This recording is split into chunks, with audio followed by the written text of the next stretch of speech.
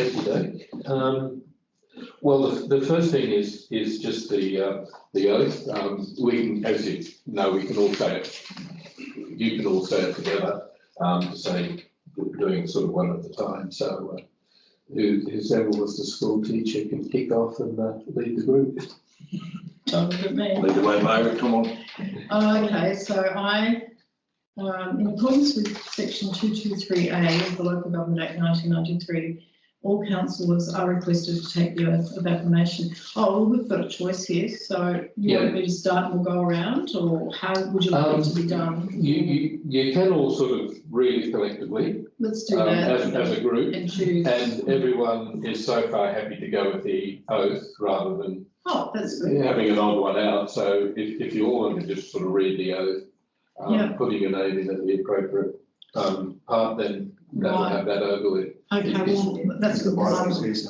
Yes. I'm happy with the oath. It's always in my top drawer. I don't think we need to have a Bible. No. No. No, we're not required read to. Aloud, is yeah, that what you're asking? I'll read aloud, everybody. Just everyone. Okay. I, Diana Robinson, swear that I will undertake the duties of the office of councillor in the best interests of the people within the New England County Council area and the New England County Council, and that I will faithfully and impartially carry out the functions, powers, authorities and discretions vested in me under the Local Government Act 1993 or any other act to the best of my ability and judgment. Great. That wasn't too painful. Okay, so everyone's now councillor. Congratulations. Okay, moving on to the nomination of a chair. I have present is everyone's present, and obviously no apologies. Are there any declarations of interest? Pardon me. Other than having weeds problems on properties. Okay. No, that's all right. We're all in that boat. Well, I mean, I'm a primary producer, and of course, I deal with your cases from time to time, and they're always lovely. Yeah. We do our best. Okay. I think we're all in. I think that's a good thing for the Weeds Council. But hand up anyone. Paul might be. Yeah. Okay. So we all are. Yeah. Okay. So there's no declarations of interest. Okay. So in terms of the position of chair, do we have any nominations? I think Dorothy is willing to nominate, and I'm willing to nominate her for that purpose. Okay. But I certainly don't want to do it. I just can't. I would like to nominate, this is for the chair, Yes. Scott Kermode. Yes, I've got Scott's form. We'll catch up with your paperwork, Margaret, after this bit. Okay. So we have two, Dorothy and Scott. Can I have a word with Dorothy? Yeah.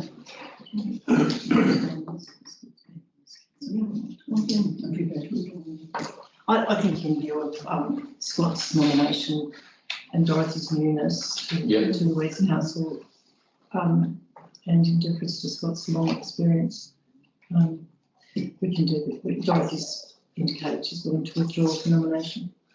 Okay, well that makes it a very simple process. Congratulations, Scott. And the beauty of that is that being the chairman, you can now take over the meeting. But as far as the appointing of the chair, that's I'll confirm in the minutes that Scott was appointed without opposition by unanimous vote. Everyone's happy with that, and yeah, you can take over from there as regards appointing a deputy chair. Two parts to that. First part is we want to continue to have a deputy chair, yea or nay. We don't have to, but we always have historically for when the chair isn't available, and then the actual appointment as a deputy chair. Well, important to have a deputy chair for the reasons that you set out there earlier. I think. Stuff happens and it may not always be possible for the chair to be here. So, given that, we will, everyone's read the recommendation. Probably should, We have to move that. yes, does someone like to move that recommendation? Mr. Chair, I would just say that if there's an amendment, in just general, that if there should be 2 nominations, that it be by way of ballot and not openly voting. That's just my general feeling, is that for in a closed environment. I think that would be, And I would have moved that for the chair in the first place as well. Had there been 2 nominations, I would have moved to yeah. ballot as opposed to open vote. So is there any, do you want to second it to that amendment? Yeah, I need a second. Yeah. Should there be a second nomination? Yeah, so there's a second. So is there any discussion on that? Anyone want to have anything to say about that? Anyone against? Speak for or against? So I'll put the motion that we move the recommendation with Paul's amendment. The part would be by ballot where Yep. 2 nominations. Yep, it'll be by ballot. Else by open vote. Yep. Which is a non-event anyway. So by written ballot. Yep. Now I'll move the revised motion Okay. as with the motion. Yep, we've got a second for the revised motion. Is Dorothy. Dorothy, thank you. For or against? All those for? Yeah. Right. All right, unanimous, against, none. So that one's passed. Thank you. Now, I guess we go on to here, the election of the deputy chair. So nominations for deputy chair.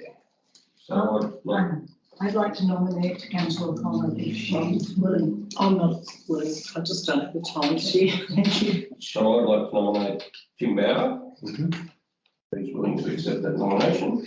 Okay. Yes, I'm just saying something. Yes, that's right. So we got any further nominations for deputy?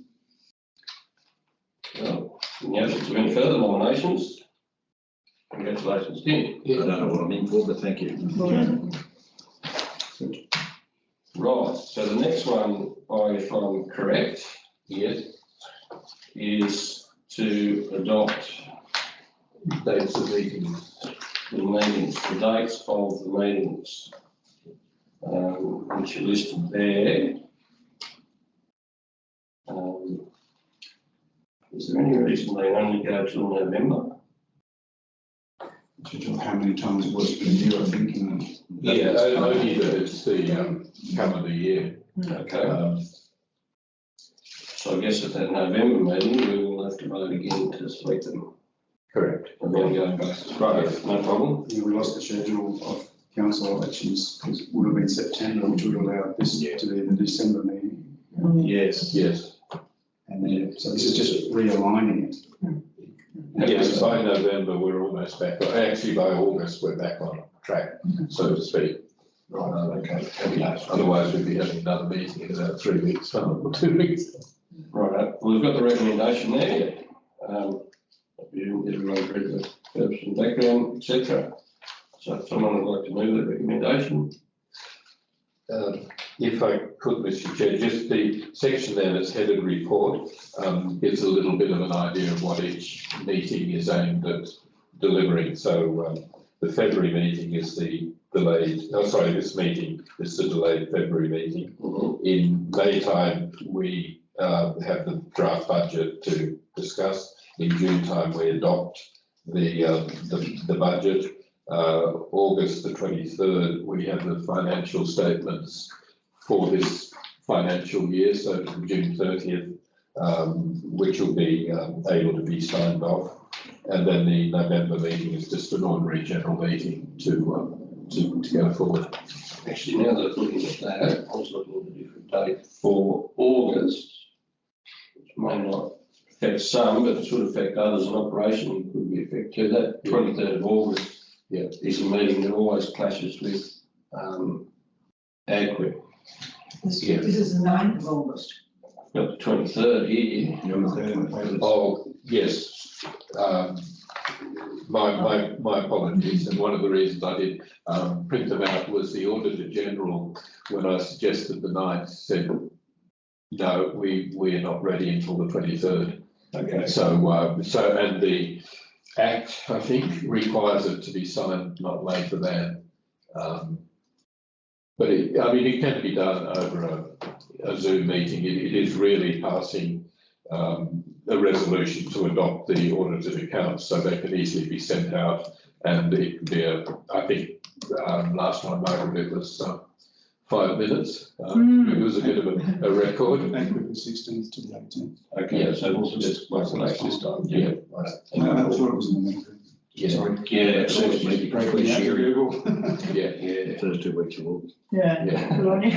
Okay, well, let's start with that problem, because I know we discussed that last time and the time before, and AgQuip was cancelled both times, so it was irrelevant, but anyway, so if there's nothing else. I just wanted to say, it would, personally, it would suit me better not to be a Tuesday, but I recognise it's always been Tuesday, and I'm not really pushing that, but I feel obliged to mention it because I think that's a relevant comment, especially from my point of view, Mm. because Urella's got these council meetings on Tuesdays, as Tim knows, Yes. and we've clashed. Wendy and I before. are becoming best friends for Wendy's excellent. council She's days. excellent. But taking that on board, if there was a possibility of a change, I'll be with it, but if there's not, we'll work with that too.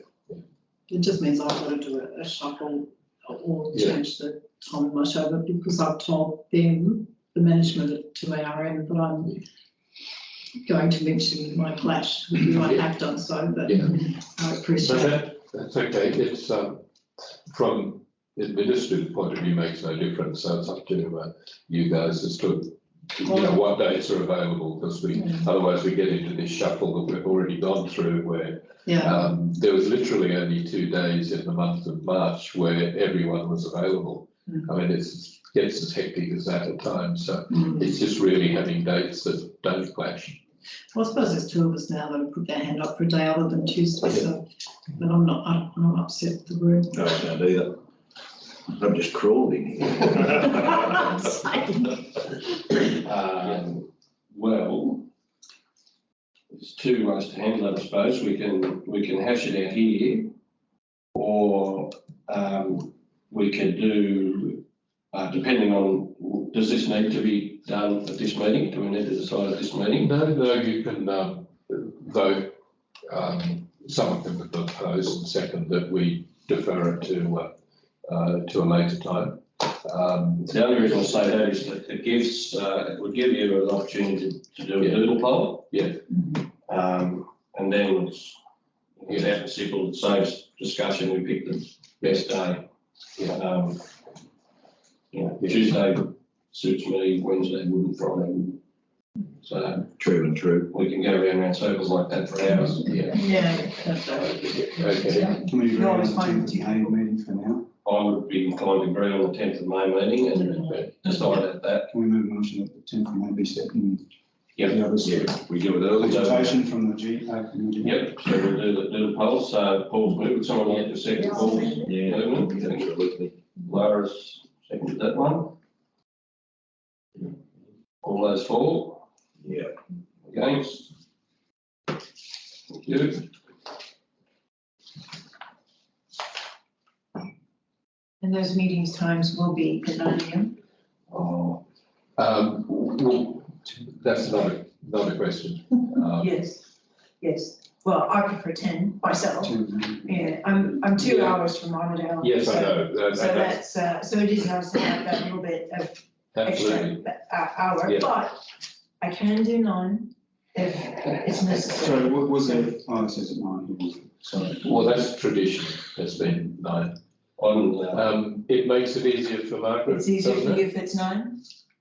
Oh, it makes no Or difference. worse. Well, I'm out of town too, and you've got, It well, makes- not that maybe, we all get out of bed when we need to. It makes no Yeah. difference to me. Oh, yeah. It's 9 or 10, but I Well, let's make the I like 10th of, 10 because. let's make the 10th of Because May, we've got- 10 o'clock. We've got people come, I mean, we've got Lara and people driving, there's a bit more, Yeah. less traffic on the road from Uralla. Yeah, I'm more or less thinking along here though, So like 2 hour drive here, I Yeah, know, I think we should keep it at 10. Yeah, I'm happy with 10, and only because, well, but bearing in mind also that we will hold meetings in Glen Innes. Yeah. Really? Yes, yeah, and on those Yeah. occasions, I would very much like 10. and, For that. and we will hold meetings in, on some occasion, we will hold them in Malta. So- yes, Excellent. yes. Okay. Normally they sort of rotate. They go so, around. Yeah. Oh, fantastic. Beautiful music. Well, then that's what we need to do for the schedule, is to sort of nominate. Yes. Yeah. Yeah, Well, that's good. the dates first of the poll and then nominate where they might be so that we. Yeah. Yeah. That's been a little bit ad hoc in the past, just because it sometimes depends on whether we can book the council chambers, where we're going or not. But if we pick in May, we can get enough advance notice, hopefully, to pick meeting rooms. Correct. Yeah, and book meeting rooms. Yes. That's good. So that's something for the next meeting agenda, next business paper is to settle on venues. Yeah. And assign them to dates.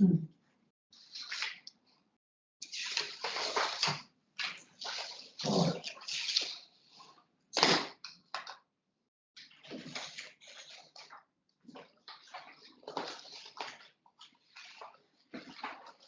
So moving to the ordering meeting, if we could, I'd like to, just in deference to new councillors and, well, particularly for new councillors, I would like to suspend recording before we start. And just ask Tim if he could leave the room and we'll just have a councillor discussion. Okay, so that we stop there. Plus we need to read the recording blurb before the meeting. Yeah. Okay. So we close the special meeting now? So I'll declare the meeting closed. Thank you. The ordinary, extraordinary and committee open meetings of council will be audio recorded for community transparency and minute taking purposes. The audio recording of all ordinary and extraordinary meetings of council will be uploaded to council's website. Okay, so I'll declare the meeting open at 11:15. So present, we've got no apologies.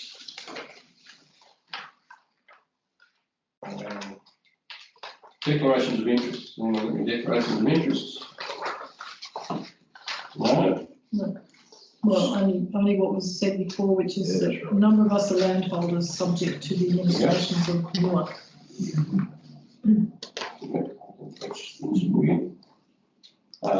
Confirmation of minutes held on the 19th of October. Perhaps someone move?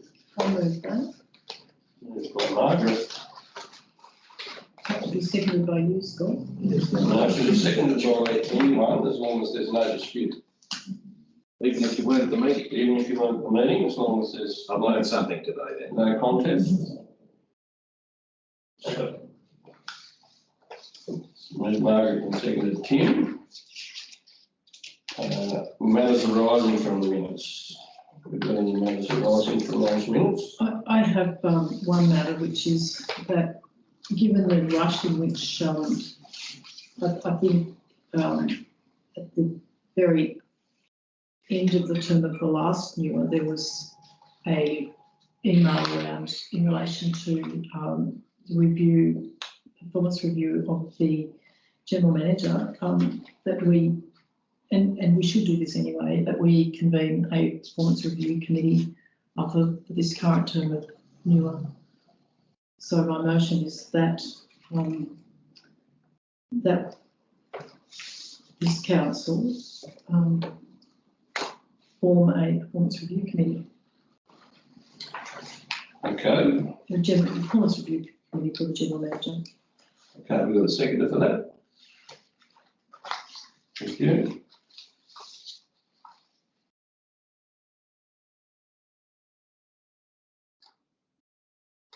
So have we got any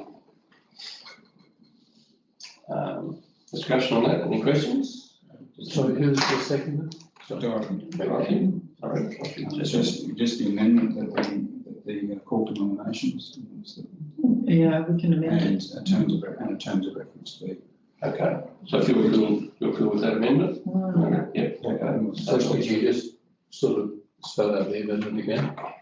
So we've got that this council convenes a performance review committee for the GM. And which will do Over the period of this committee's, Yeah. oh, sorry, this council's, for tenure for the term of this council. for the term of this council. And that nominations be received and voted on. For that committee, comprising 3 persons. Okay, that's fine. No, well, we might as well get this done. Yeah, I'm happy to do Including the it. chair, deputy chair, and one other. And one other.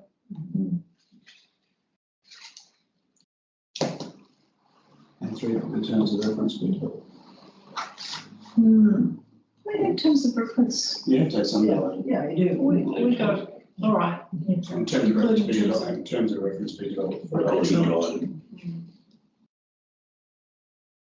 Well, if you develop it for adoption, then the whole council will need to do it rather than Yeah. adopted by the panel. Absolutely. Correct.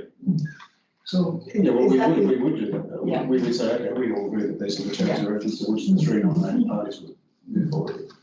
yeah, no, it just might delay things if you wait until. Oh, we don't have to delay because you don't have to vote on it. As soon as we agree, it's happening. You're going to send it by email and we'll agree. Just be aware there is a review that's due now. That when I spoke with Mark Dusting, he said, no point in me doing that. That was a 3-monthly one. Yeah, I You're remember referring that. to. I remember And he that. said, no point in me doing the 6 monthly because I've retired and I'm no longer chair. That's something to do when the new council is formed. Of course, that was delayed from December when it was due through to now. So it's an urgent. So I'm just saying, be aware there is a review that's Is that a due now. probationary review? No, Just no, it's a No, it's 6 monthly review. Yeah. Yeah. So we need to get onto it. Do we have any terms of reference? Yes. Mhm. I do. I don't know if you do, but I do. Does NEWA have a terms of reference for a performance review of the general manager's committee? I don't know, but I'll find out what we have as a council. I know what I've been provided as an employee, so I'll speak to Mark and find out if there's anything that matches it from a council point of view. So given that your 6 monthly is due now. Yep. We need to sort of jump onto this. Yep. Like I'm just wondering, we don't want to leave Still got to be quiet. approving in terms of reference at the next meeting in May. We want to have a way of doing that sort of very soon, so that the chair can convene. The chair will be the chair, so that we can convene your 6 monthly quickly. I guess. So I think that could just be a matter arising from my resolution that you might confer with the chair, Councillor Commode, to communicate with him as to in terms of if there's an existing terms of reference. You are? Sorry? Just a confirmation of the terms of reference. Yeah. I don't know. We can do that. We just confirm. So we can do an email confirmation, Yeah. if you like. Yeah. Everyone's in agreement. We'll do for email. So at the moment, we've got the recommendation to vote on, the motion. So can you read that out for us, Tim? Sorry.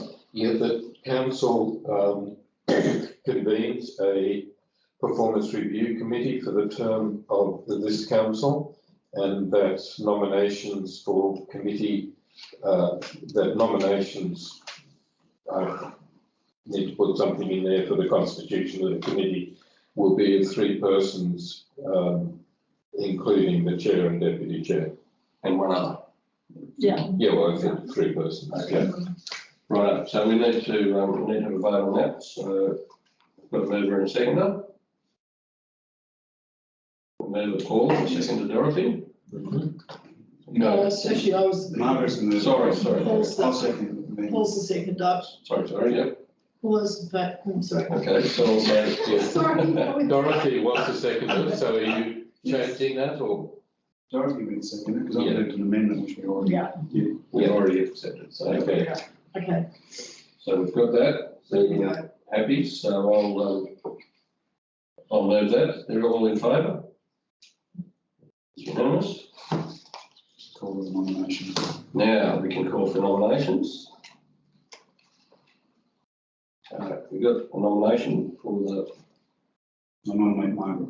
Thank you, Paul. Yeah, I'll accept that nomination. okay, any further nominations?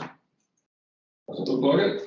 Okay, thank you, congratulations, Margaret. Thank you.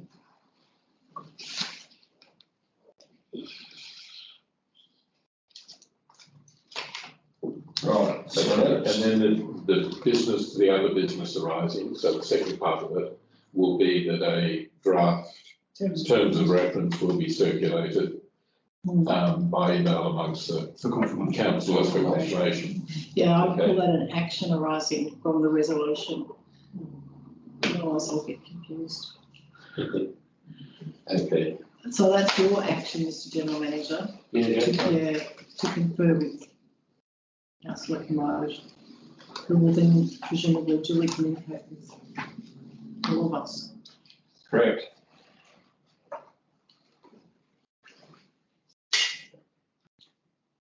So we're moving on to item 6. Yes, item 6, financial matters.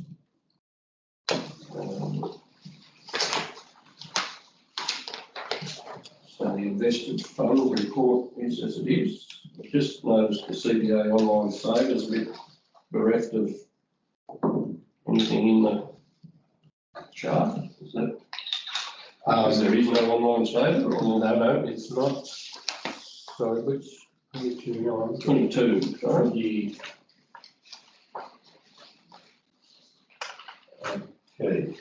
It's not that it's so bereft, I don't think. It's because the number's so small, because it's 0.1, that if 0.1 relative to 0.05 Won't fit on the graph. it is a dot below July, Okay. sort of thing. So there's, you imagine a line going across the very bottom of that is where it is. Perhaps need It to, had me fooled for a while. or perhaps need to amend the vertical axis.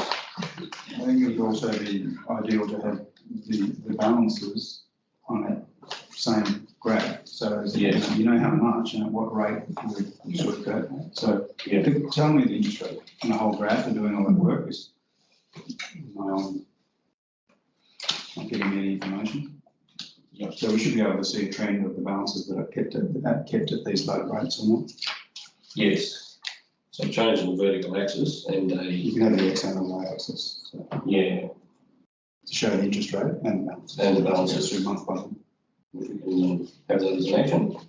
Okay, so it says the, Include the balances. okay, and the actual, And then the scale of the X axis. yeah. Okay.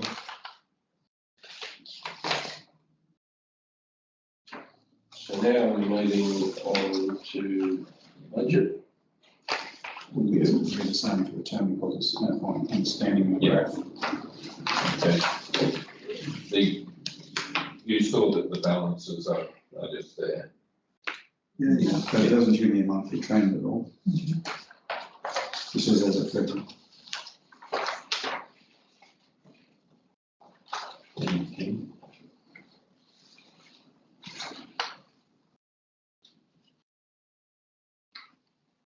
This budget review, I assume, is correct as of the end of December. Yes, to the best of my knowledge, yes. So that's go. So explain to me to start with from page 25. Yeah. The couple of extra grants there. What's the circumstances? Um, Looks like extra money. yes, it is.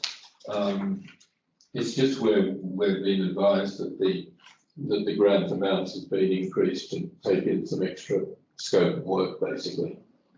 Okay. Now, exactly the scope of work, I can't tell you, I can find out easily enough. But it's in the WAP, as you can see, part of it's in Burrell. And that's because the scope of Burrell's WAP's been increased slightly. And we're also going to have a discussion with LMS about the water letters issue that they've got up there. Right. So what control? What's the story there? Control where what? I can't tell you the breakdown of that because that's the control of all grants. So it just,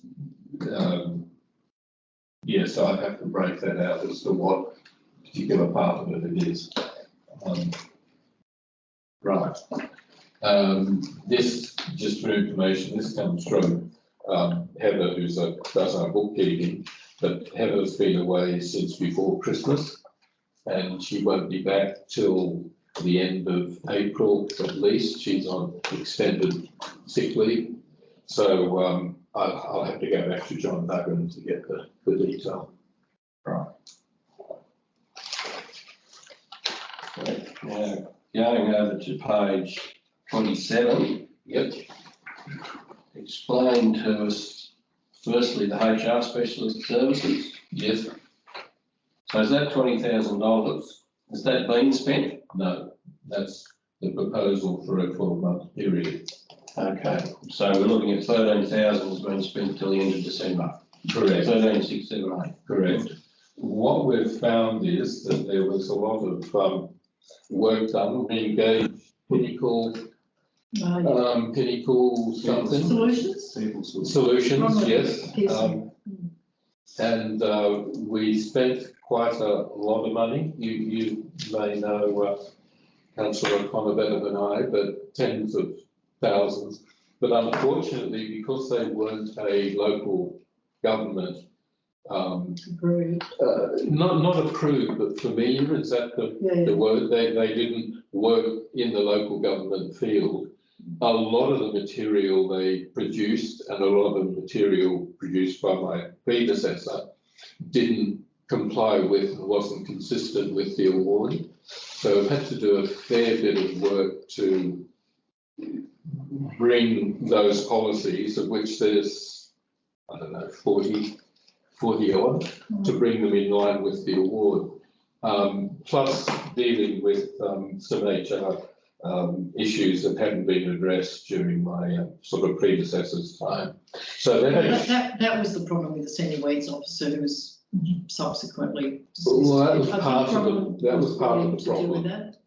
But I mean, that's a bit operational, so I won't go into it here. Yeah. More than happy to, move into a closed session, and it's not, I don't want to talk about it. Who that HR Specialist Services is, some of you will know, Margaret in particular, is actually Carol Logan, who used to be the HR manager for Armidale Regional Council, and also has worked for Bellingen. I think she's working for Uralla at the moment as well. So she's working now as a consultant HR specialist in local government, and so she's doing a lot of work to sort out to bring us in line, basically. So we. So does that relate to the second item, consultancy services? That means it is spent, sorry. Sorry, Margaret. Yes. It means it is spent. The 13,678 has been spent. And the line below, just for reference sake, and you need to have a budget to cover the fact that you didn't have any budget to start with, it's been spent. Yes, the consultancy services below isn't HR. No, I just wanted to make sure I'm clear on this number. So the 21,571, which you didn't have a budget for. Yes. And that's actually a bit misposted, because the one below isn't a consultancy services. It's actually the upgrade and separation of our IT systems which were previously provided by Armidale Regional Council. Oh, okay. Okay, so we are now independent of Armidale Regional Council. Yeah, that's in your report. Yeah. Yes, so we're now independent. We now have our own systems. We are using Roberts and Morrow technology as a support, but as yet they haven't provided any counselling or consultancy services. What that covers is basically upgrading the equipment, putting the systems in, buying licenses and things like that.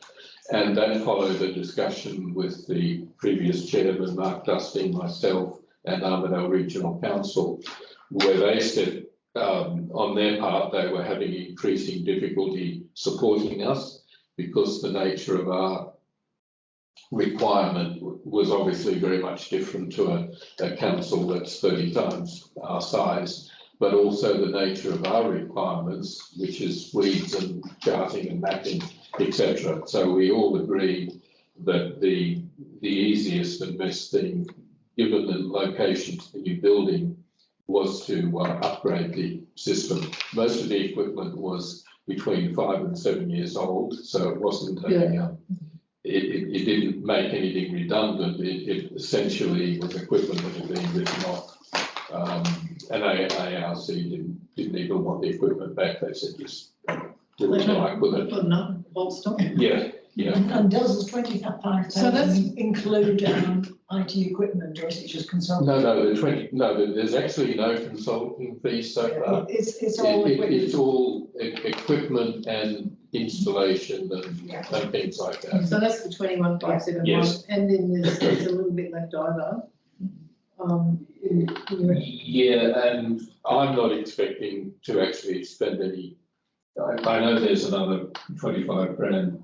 Sorry, not another 25 grand, another 3,500, but I'm not really expecting any significant cost beyond, because it's all done now. It's all done, dusted, So finished. So that was your IT restructuring. Yes. Upgrade. So IT separation and upgrade. yes, And the one above is what was spent on Pinnacle Solutions. no, that's what has been spent with Carol Logan as a consultant. Oh, it wasn't Pinnacle. No, we spent that somewhere else, and we spent a lot more with Pinnacle. So the question is, we're starting at the bottom, that's enough, this 21,571, why was that not in the last, why was that not brought to council in the last, prior to this budget review? Why was it not brought to council in the previous budget review? Because it hadn't happened at that time. So it's unbudgeted? Yeah. It's unbudgeted? No. Pretty much. No, there was a budget for IT systems and service and things, which we've avoided, which was with ARC. So there was a budget figure in there. It didn't appear as a variance in the previous accounts, because at that stage it hadn't been done. This was all done pretty much after Christmas, obviously taking the Christmas shutdown as being a quiet period. Yeah. So it was all undertaken then. So, yeah, still, I suppose we didn't meet in December to do the budget, but it's still under budget. So the next question, it's never a good thing for unbudgeted expenditure like that to just pop up. And the next question is where has the spent money come from? So which part of the budget has given some away? Well, if it's unbudgeted, then there's no part of the budget that it's come from. Yeah. Okay, there is, as I said, there is an amount that was budgeted for IT, provision of IT services. Not this amount. That we haven't been billed for. No, roughly half that amount. Yeah. Yeah. And there was an ongoing figure for, when we move into the new facility. Essentially, as I say, it isn't budgeted in the operating budget.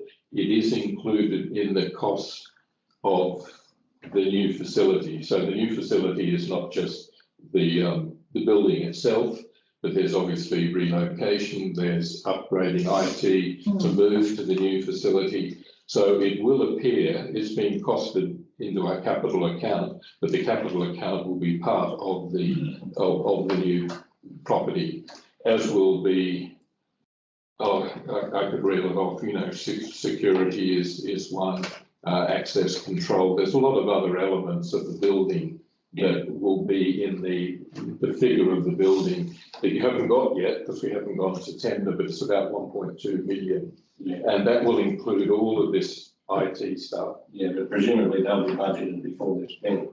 Correct, because you'll approve all As of that. opposed to this one. Yes. Right. So the next couple of questions I've got in regard to the HR specialists.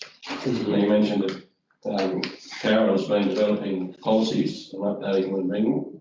Are we to see those policies? Yes, yes, all of the policies, and at the last meeting, you may recall, we passed a resolution that all of the policies would be reviewed in a workshop, distributed prior to the workshop and reviewed in a workshop. But unless you want to do it piecemeal, it would be good to get everything everything cleaned up before you review them again. No concern with that. The part is the unbudgeted part that concerns me.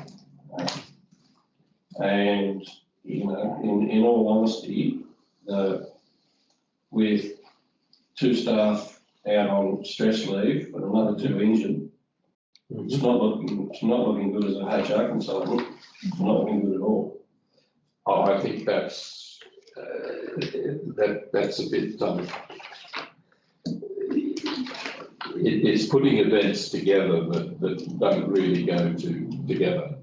And I don't really want to get into sort of operational issues. Happy to talk about them, but not in an open meeting. It's just not appropriate. No, that's fine. I'm not getting operational, but it's, you know, it's an unbudgeted expenditure that we've got a right to question. And we are not seeing anything for it. Sure, we might need some policies, we'll see some policies, but you know, this should have been budgeted. There's no surprise in this. Other than anything, other than turning up here, there should have been no surprise. It should have been budgeted. I think we're in a delicate area in the sense that the items may be a little bit different, but within the overall anticipated costs in relation to moving to the new premises. Oh yeah, that's for the second item. Yeah. No doubt. But the first one's got nothing to do with I think our chair is more or less saying he doesn't want a precedence. What's happening? Not a big fan of unbudgeted Yeah, sure. Okay. stuff. There's a reason it's budgeted. So moving forward on, and I think Paul and I both had a bit of a question about could we just form in going to page 33. The 15,269 is a deficit, correct? Let me find it further. Down the bottom right hand corner on 33. Yes, okay, yes. So it's just that over on the left where it says final profit loss in brackets. Yes. So that should really be formatted in brackets. Well, I'm just responding to it being a deficit. I have to add up all the numbers to see if it is a profit or a deficit. At the moment, it's saying it's a profit. So if I can get the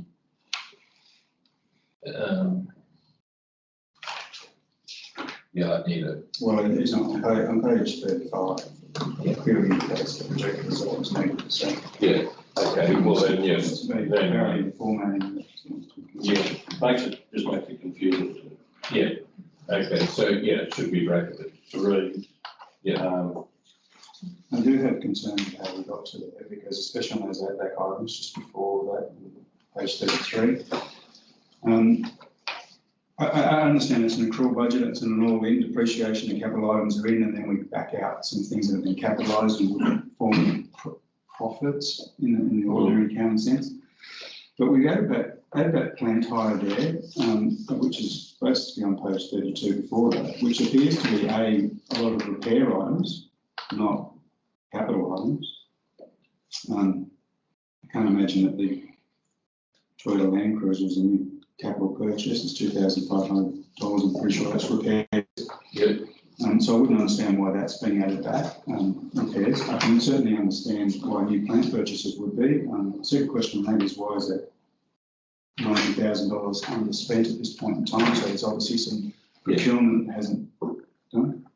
Yeah, I have a question on the next one about, and I'll take all these on notice. I mean, you can take it on. Is the on costs? I don't understand why staff on costs are being added back unless it's a duplication back up in the staff costs, because I don't believe that those on costs have been capitalised anywhere, because it's not like we're building a road where you might roll that in. So I'll take that question. And then the other add back capital of $1,069,000. I'm guessing $1 million of it is the new workshop and office at Airside. But I'm guessing that relates to items somewhere else in here, because new building construction. But where's the extra 69? Just to be clear, what's being, obviously it's capital, but I don't know where those items line up to. Appreciate that if we are going to still add that back, so that we actually clearly identify what it is that we're adding back. Because I think in my initial accounting brain hat, the deficit's more than 15,000 projected. So. Yeah.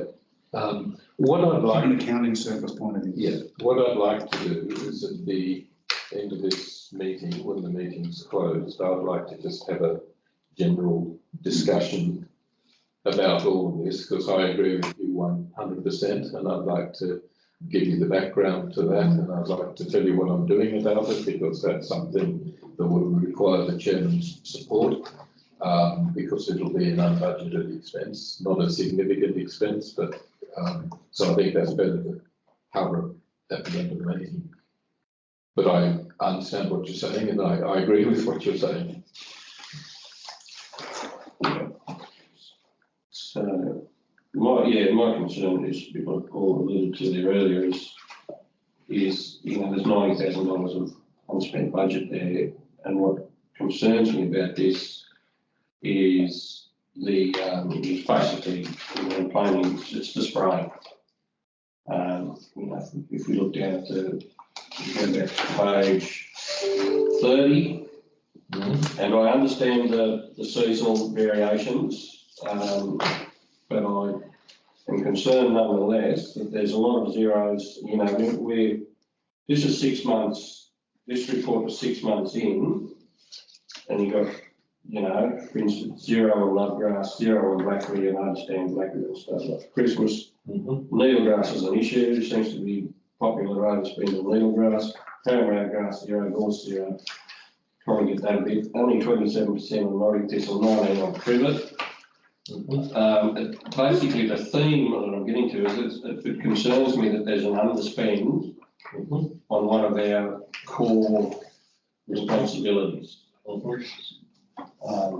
Is a worry, and it's not. I understand that it's not easily transferable to the page, because, like I said, I'm sure everyone will understand that blackberries can go and spend till after Christmas because there's nothing was growing before Christmas, and suddenly you can spend 100% in 2 or 3 months. I understand that, but there's others in here that I think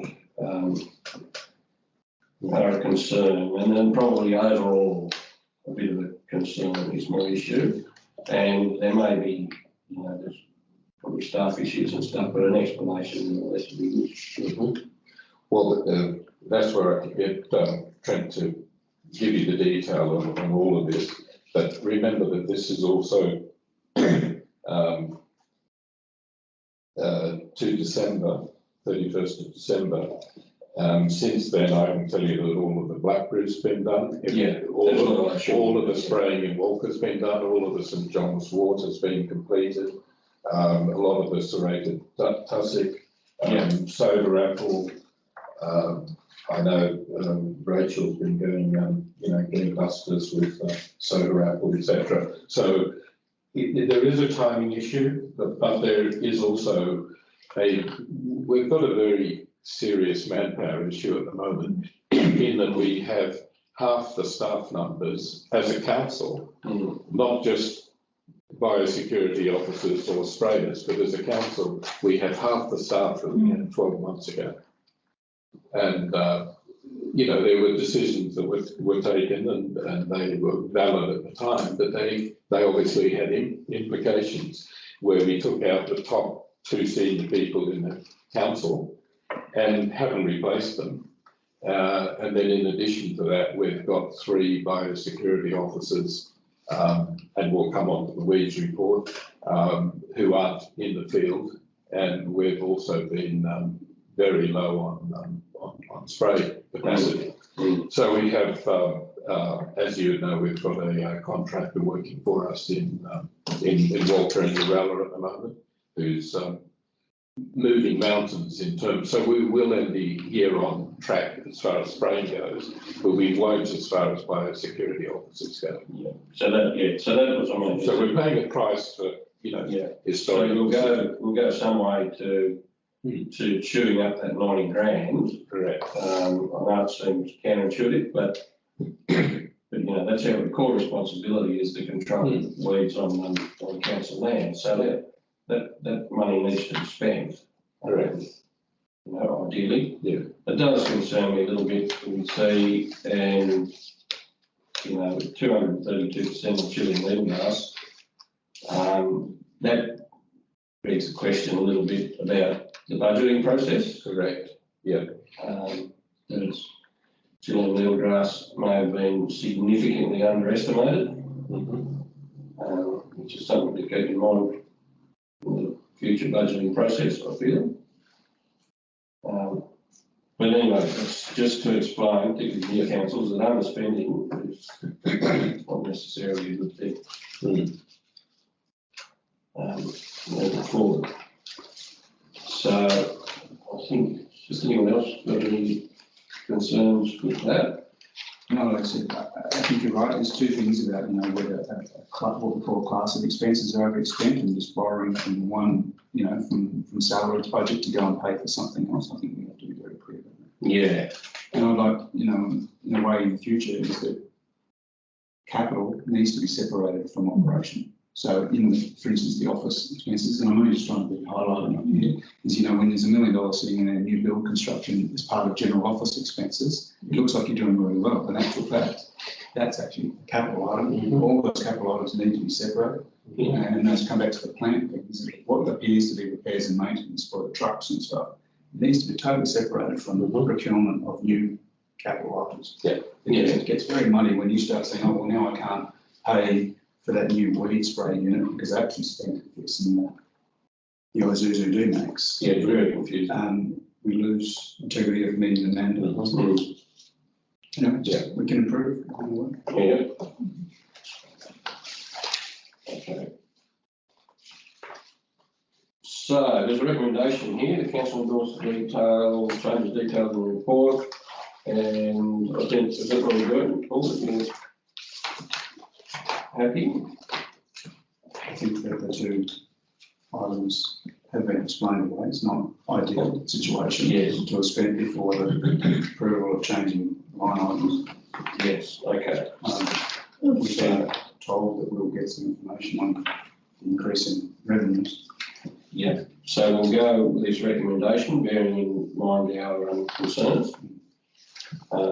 So while everyone's got a recommendation in front of them, someone like to move that recommendation? I'm happy to move it. Move Margaret, seconded. Tim? All in favour? All in favour?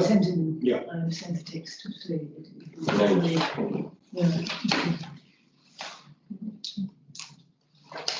So we have to general manager's report. Correct.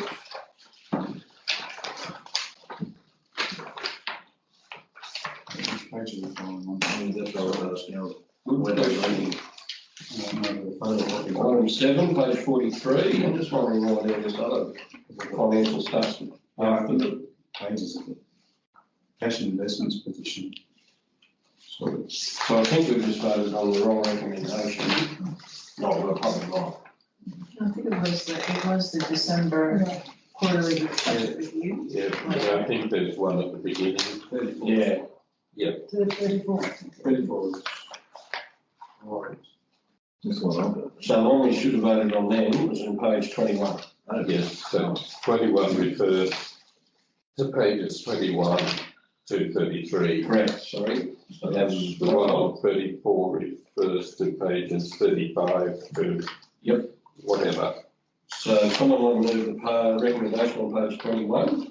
Well, that was what I thought I was doing. Oh, yeah, done a good job, better than me. Okay, and it was Sorry? Tim, You're a mile ahead of me. and Tim seconded. Yep. Okay, so now we're moving on to page 34 on the budget review statement.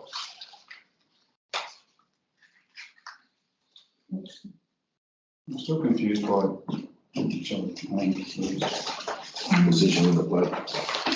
Yes, because item That's 6. what I'm confused about. yes. Why would we have item 6.2 December quarterly budget review and item 6.3 quarterly budget reviews? Yeah, together. I'm a bit confused because in the following pages it seems to be the same.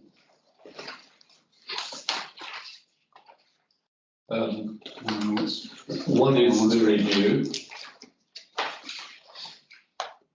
Okay, one is the quarterly budget review detail, if I can put it that way. Okay, And the 6.3 quarterly budget review statement is just where the CFO has signed that off with a recommendation. Perhaps they're back to front. I'll suggest in the business paper. Yeah. It was simply that historically, which goes to Glenn Wilcox's time, he started the process of always putting the recommendation ahead of the report. Oh, no, I don't mean that, that's Yeah. fine, but I mean. So that's why the recommendation is where it is, because it refers to the pages from 35 to I'm saying that item 6.3 and 6.2 should be flipped. I think Paul will better than me. yeah, this is the It operation. should be here status, now we're asking for a change in budget. Yeah, that's the way I read it. okay. Well, mate, this, Because when it's quarterly budget review statement, I just don't understand why. yeah, why it comes Why is down. it review statement? Anyway, It's the operational It's a plan. plan, that's right. that's right. So we've really kind of dealt with the detail of that. So we're past 6.1, because that's page 21, which I claim to be my motion. That's just the investor funds report. Yeah. Okay, which is non-contentious, but we haven't actually voted on it. Is that correct? We did go with amendments to the future reporting. Yes, it's Right, okay, so. actually, I had you nominating it and Tim seconding it. Oh, I apologise. Yeah, that's right. But what item was that? Page 21. 6.0, 6.0, right. well, We're happy with the that. recommendation under Yeah. 6.0. Yeah. Yeah, no, okay, good. That's not, well, none of it's contentious, we're just trying to get the order right, isn't it? So, yeah, right. So now we're looking at the recommendation on page 34, correct? Correct. Which we've been through in a fair bit of detail. But is this That's the next I'm a one. bit confused because Oh, we've yeah. got recommendations in at the end of the report rather than at the start of the report. Yeah. Or looking at stuff. In a different report. Now, recommendation at the start, 6.3 is. 6.3 on page 34. Is the review statement. Which is signed by the county auditor. Might be a good idea to put it the heading item number for the information. Yes, yeah. Otherwise we know what But they goes. do tend to run together a bit. Yeah, yeah.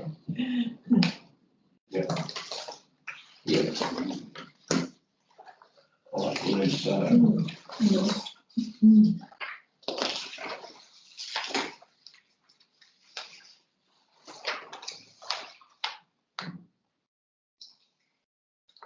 so this one shows $15,000 deficit in brackets. Yes. As But it is easier to read. it is. Yeah. I think what's confusing, the item 6.2, which doesn't have the recommendations actually sitting as 6.3. I think that's my confusion, and I'm noticing this through the even when we did the one that Margaret was just talking about. Item 6.0 is the recommendation, 6.1 is the invested funds report. It's actually should all be just under item 6. Same with here, we've got item 6.2, quarterly budget review, but the recommendation sits at 6.3.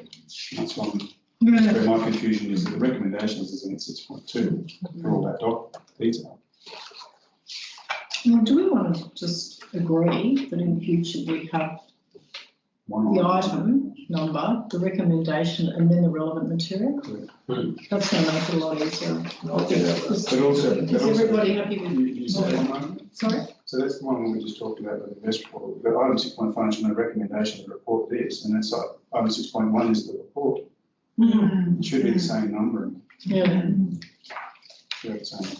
Yeah. Anyway, where are we up to? 6.3. We're at 6.3. 6.3. Page 3. So we're under the quarterly budget review. And we haven't debated that yet, have we? So you understand, and you know, and also I don't prepare this report, it's prepared by John Duggan in the format that apparently has been used and agreed and whatever. I get But this. just so you understand, 6.0 is all financial matters. And then there's 3 sections. 6.1 is invested funds, 6.2 is, and I take your point, 6.2 and 6.3 are back to front because you should have the budget review and then the detail that goes with it. But that's basically how it's structured. All financial matters, the invested funds, then the budget review, then the financial statements. That's what 6.1, 2 and 3 is. And in each case, the recommendation should precede the report detail. Because according to the 6.2 doesn't have a recommendation. Correct. It doesn't have a recommendation. Because if, according to what our general manager just explained, that relates to the recommendation at 6.0. Covers the lot. Covers the lot. Why, is that what you just said, Mr. General Manager?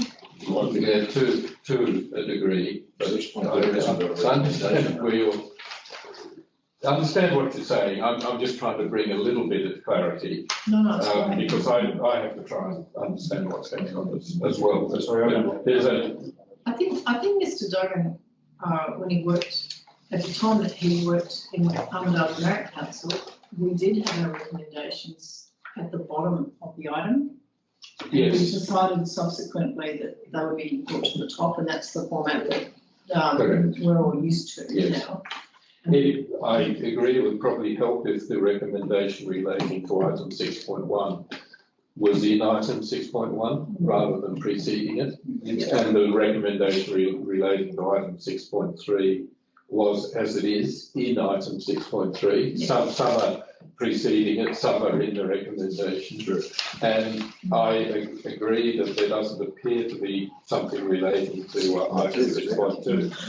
I'm confused therefore what pages 35, 36, what the recommendation is. Ending on page 42. So all that information which follows the recommendation that we discussed, all the pages before the recommendation.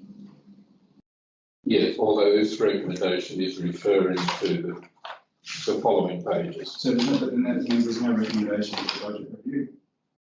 Well, I think the point is that, well, just correct me if I'm wrong, but as I understand, items, the recommendation at 6.0 is supposed to cover all the subsequent 6 items. Well, it says fund management position, and I think that that's just talking about the investments in the term. I think you're right, there is no recommendation for 6.2. There is Yeah, well, 6.2 is titled as the annual operational plan budget. But it's Okay. actually, but it actually had a different name it's got a because quarterly budget review, it correct? says, so it says quarterly budget review. Correct. We want to help. Yeah. And then there are items for this quarterly budget review statement, Yeah. which where I agree, if the recommendations at the end is the preceding pages. Yeah. But then. But it's not, For because consistency, but in the next, the following pages is in fact the review, is the review. 6.2 is the budget. Operational plan. What exactly those words under 6.2 relate to. So we need, I think, a recommendation for 6.2. As the annual operational plan and budget. and note that pages 40, 41, 42 actually belong to 6.0, 6.0 and 6.1, because that's talking about cash investment policy and cash balances.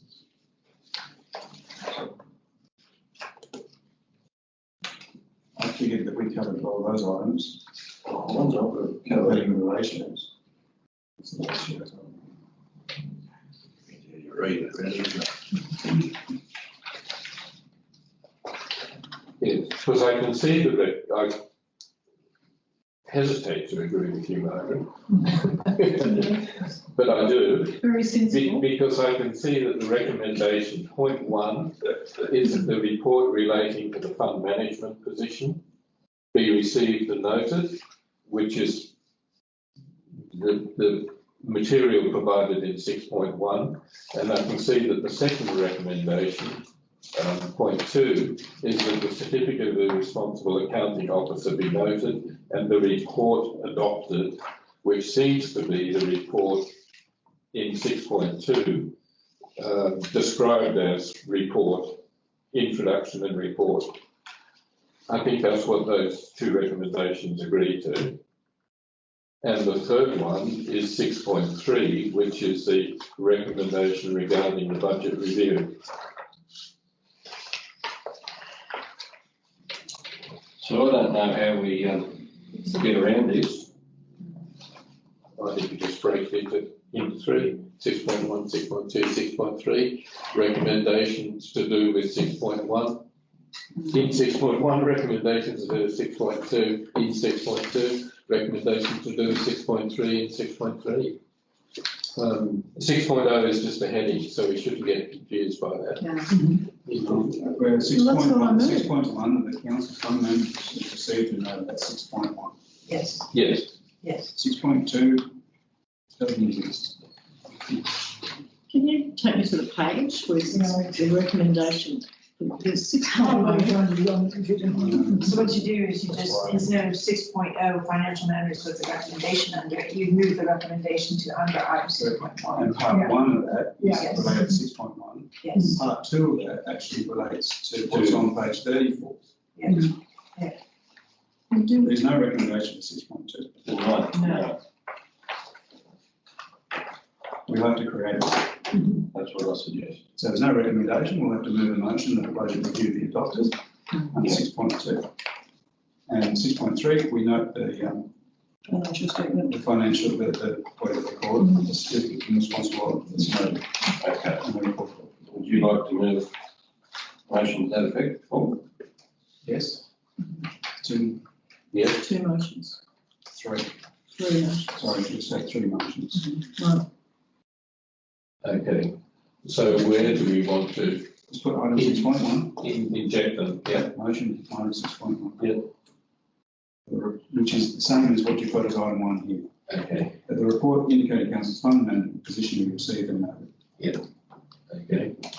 6.2, the motion. The quarterly budget review. Do you want to deal with the first motion before? I'll just get them to write them down. Okay, yeah, do that. Yeah. We're quite entitled to vote for them as a group. Without, unless it. Well, that's probably the easiest. We can go 1, 2 and 3 and Go through. If everyone's happy, so Yeah. we'll do that. Sorry, do you want to do that? December 2021 quarterly budget review. Yeah. Be noted. And the recommended changes be accepted. Correct.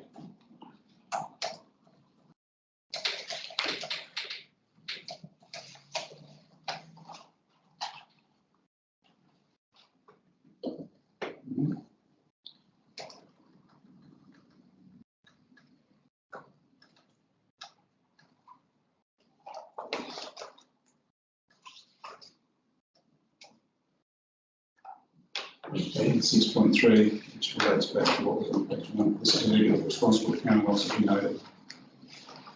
No report adopted. It's the same wording that you've got on page 21. Yeah. At 6.2. Okay. 6.3. So that.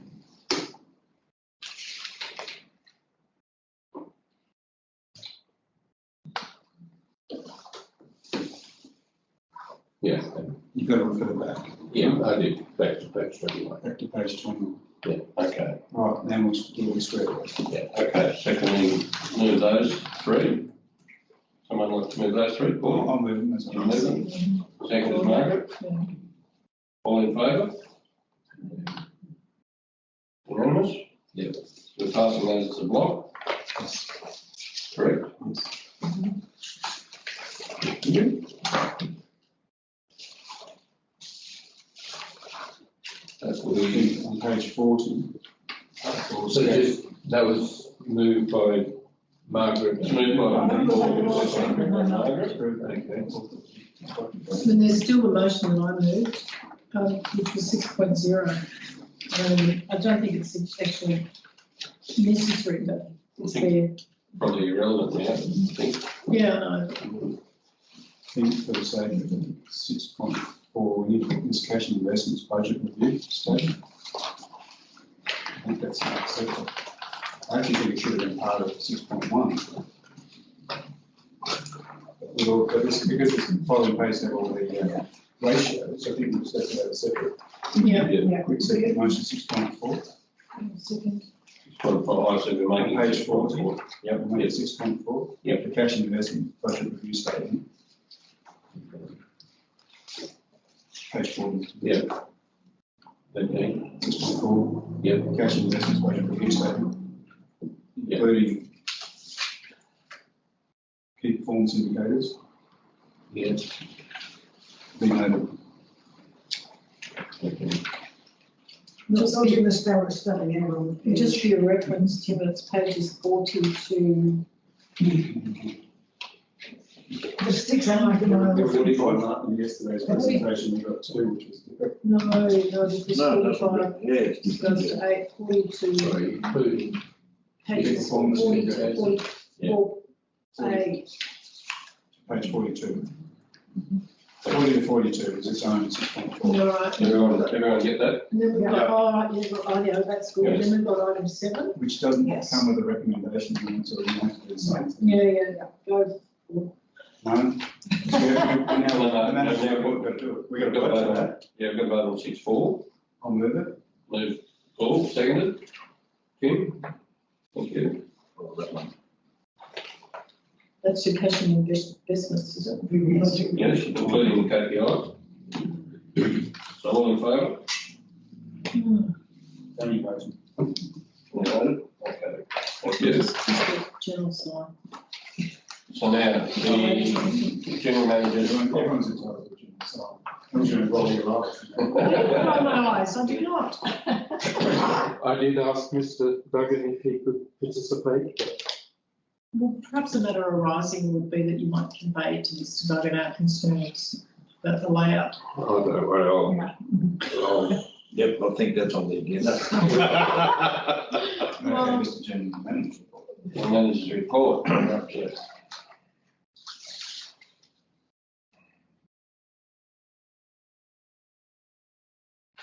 So we're going to take, do you want to take this as read, if people got questions?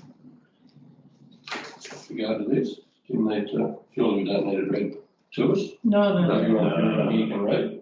I'm just skipping back through it, but I just want, my question will be, is this, Tim, how are you satisfied that we're all set for the transfer of the buildings? And I know that we're still trying to get a construction certificate, or that's where we're No, at. that's, It's been done. we got that yesterday, in fact. Oh, I'm still waiting for a report from GHD for hydraulic works, which is another name for water.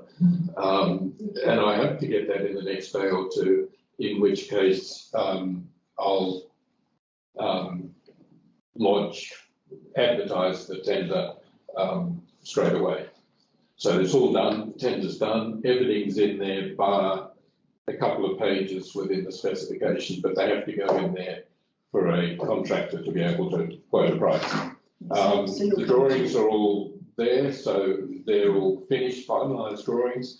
They have everything added to them that wasn't there a number of months ago, and they have all the specifications and everything else. So it's a complete package, so we can ask for a construction certificate. We don't need a construction certificate yet. My goal is within the next week to get to tender. So it'll be end of March. So it'll be end of April when we'll have tenders back in. We can turn that around pretty quickly. It's not a complicated process. So we'll probably have an extraordinary meeting. It can even be by video conference round about first week of May to approve the chosen contractor. My intention is, and I've spoken to James about using ARC's procurement manager to supervise the process, because it is as you know, it's very controlled and regulated. We want to do it right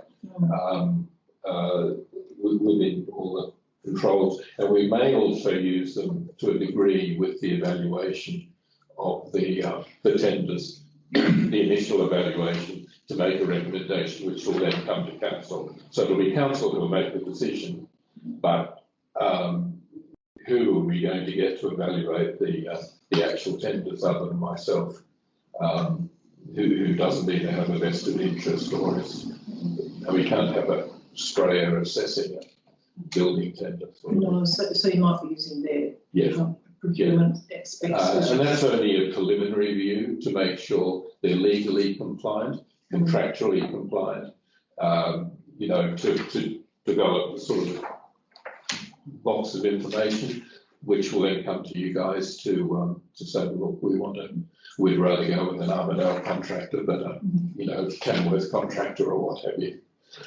It's going out to a selective tender, which means we'll probably go out to about 4 people, rather than a public tender where we'll get 5,000 responses and I'll spend the next 5 years wading through them. So we're saying we want you 4 people to give us a price. Do we have an established process, criteria for assessing those tenders? It's in the tender documents, which you'll get before it actually goes out. But yes, one is time to complete, obviously price, time to complete, a local recognition of local content.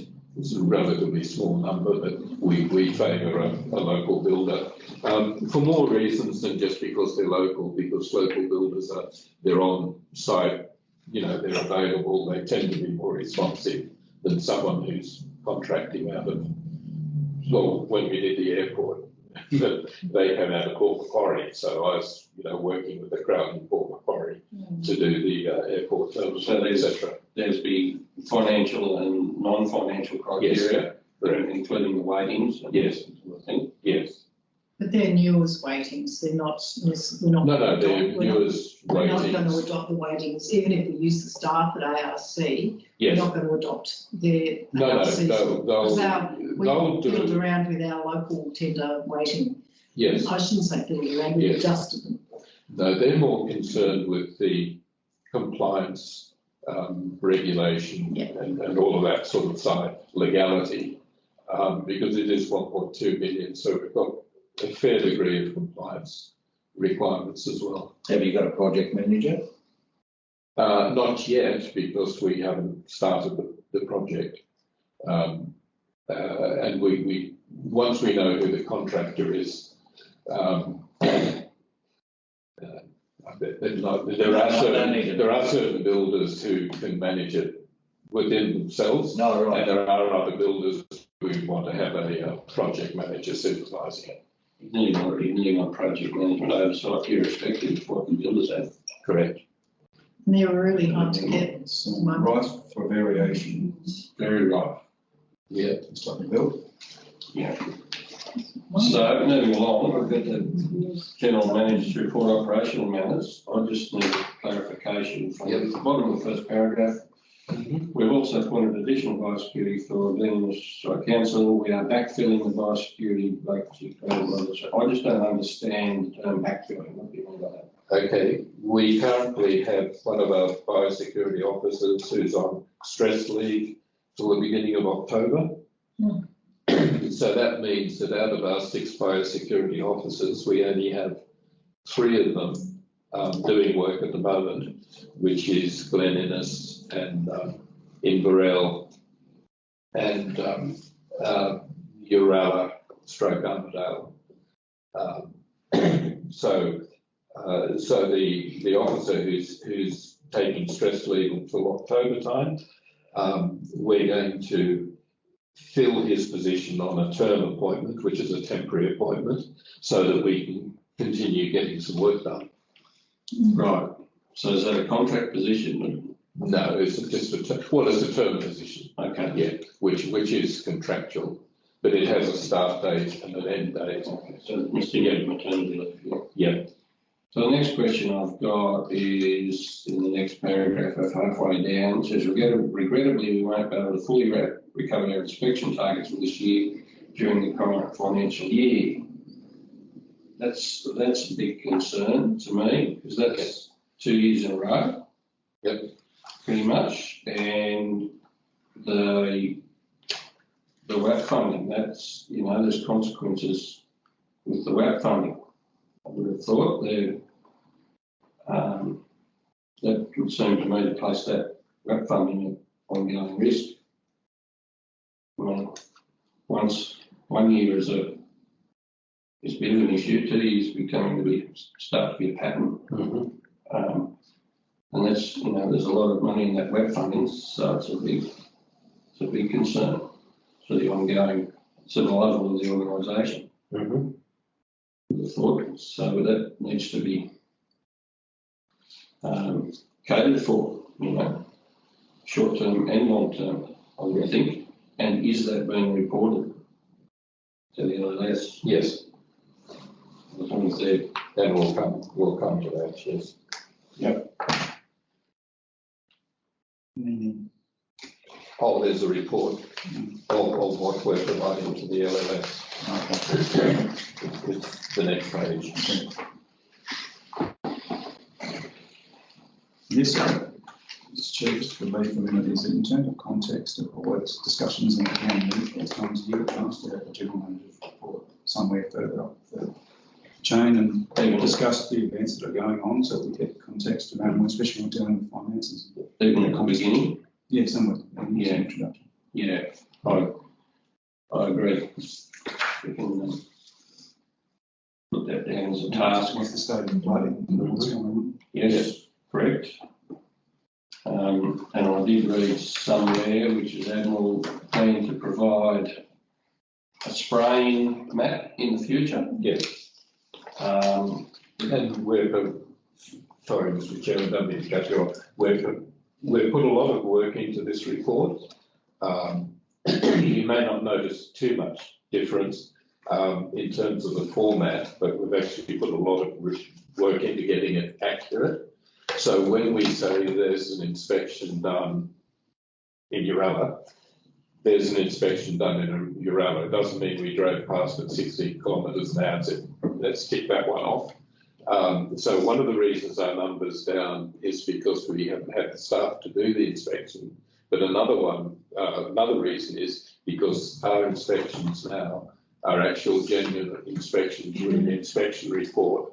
And LLS knows that these are now real numbers as opposed to what were certainly very questionable before. We're going to produce this report monthly. So you would get a copy rather than just doing it quarterly, because it's basically the report pardon me, that I use to manage the business. We're trying to create one report that is essentially a report of this is what the business is doing this month. I'll leave the financial side aside. So yes, so the charting of the spray work that's been done, we're hoping that the next monthly report will include charts of that.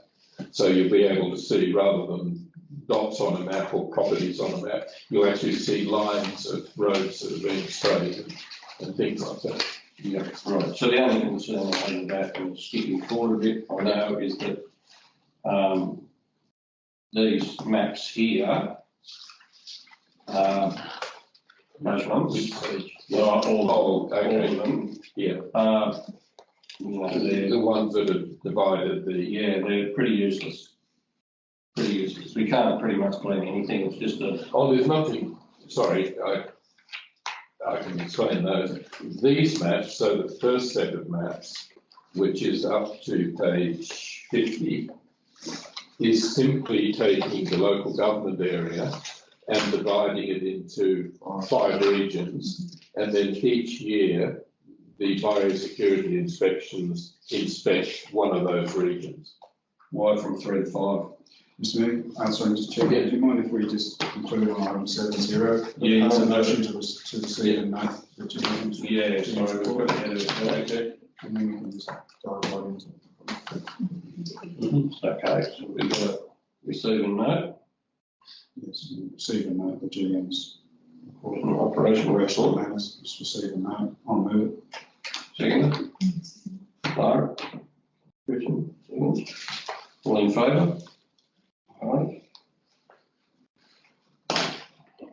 So we probably should just go straight on to Louise's action plan. Oh, what's your name? Something. Okay, yeah. So the top of the second page is also part of the general manager's report. So it ends at latter half of this year. Yes.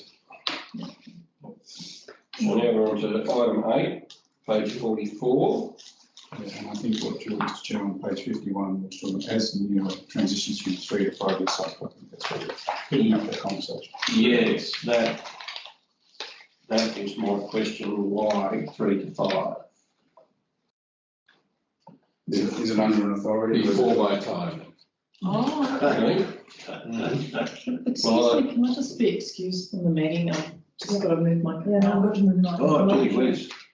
They are, I think, We can call a halt, Yeah. 5 or 10. if we want. I'm so sorry, but I just can't afford the time. Yeah, no, I didn't think about it. I thought it was sorry. That's on record, yeah. That's it, yeah.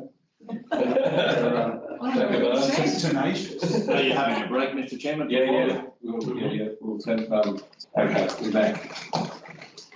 So, correct me if I'm wrong, we're back to item 8, which takes in 8.1, 8.2, 8.3, 4, 7, isn't it?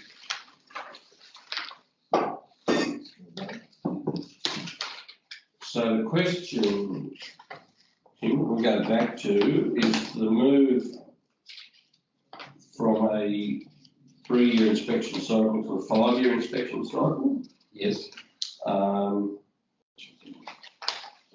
We'll need some, I think we need some, a better report on that with regards to authority. Okay. Now, that was all before my time, so it Yeah. started in 2020, not even 2021. So they've been working towards it. When I say they being the biosecurity officers, I believe in conjunction with LLS, with Beth and co. So I can certainly get a report as to the background of that. What drives it is simply we just don't have the resources, in particular the money, to do it on a 3-year basis.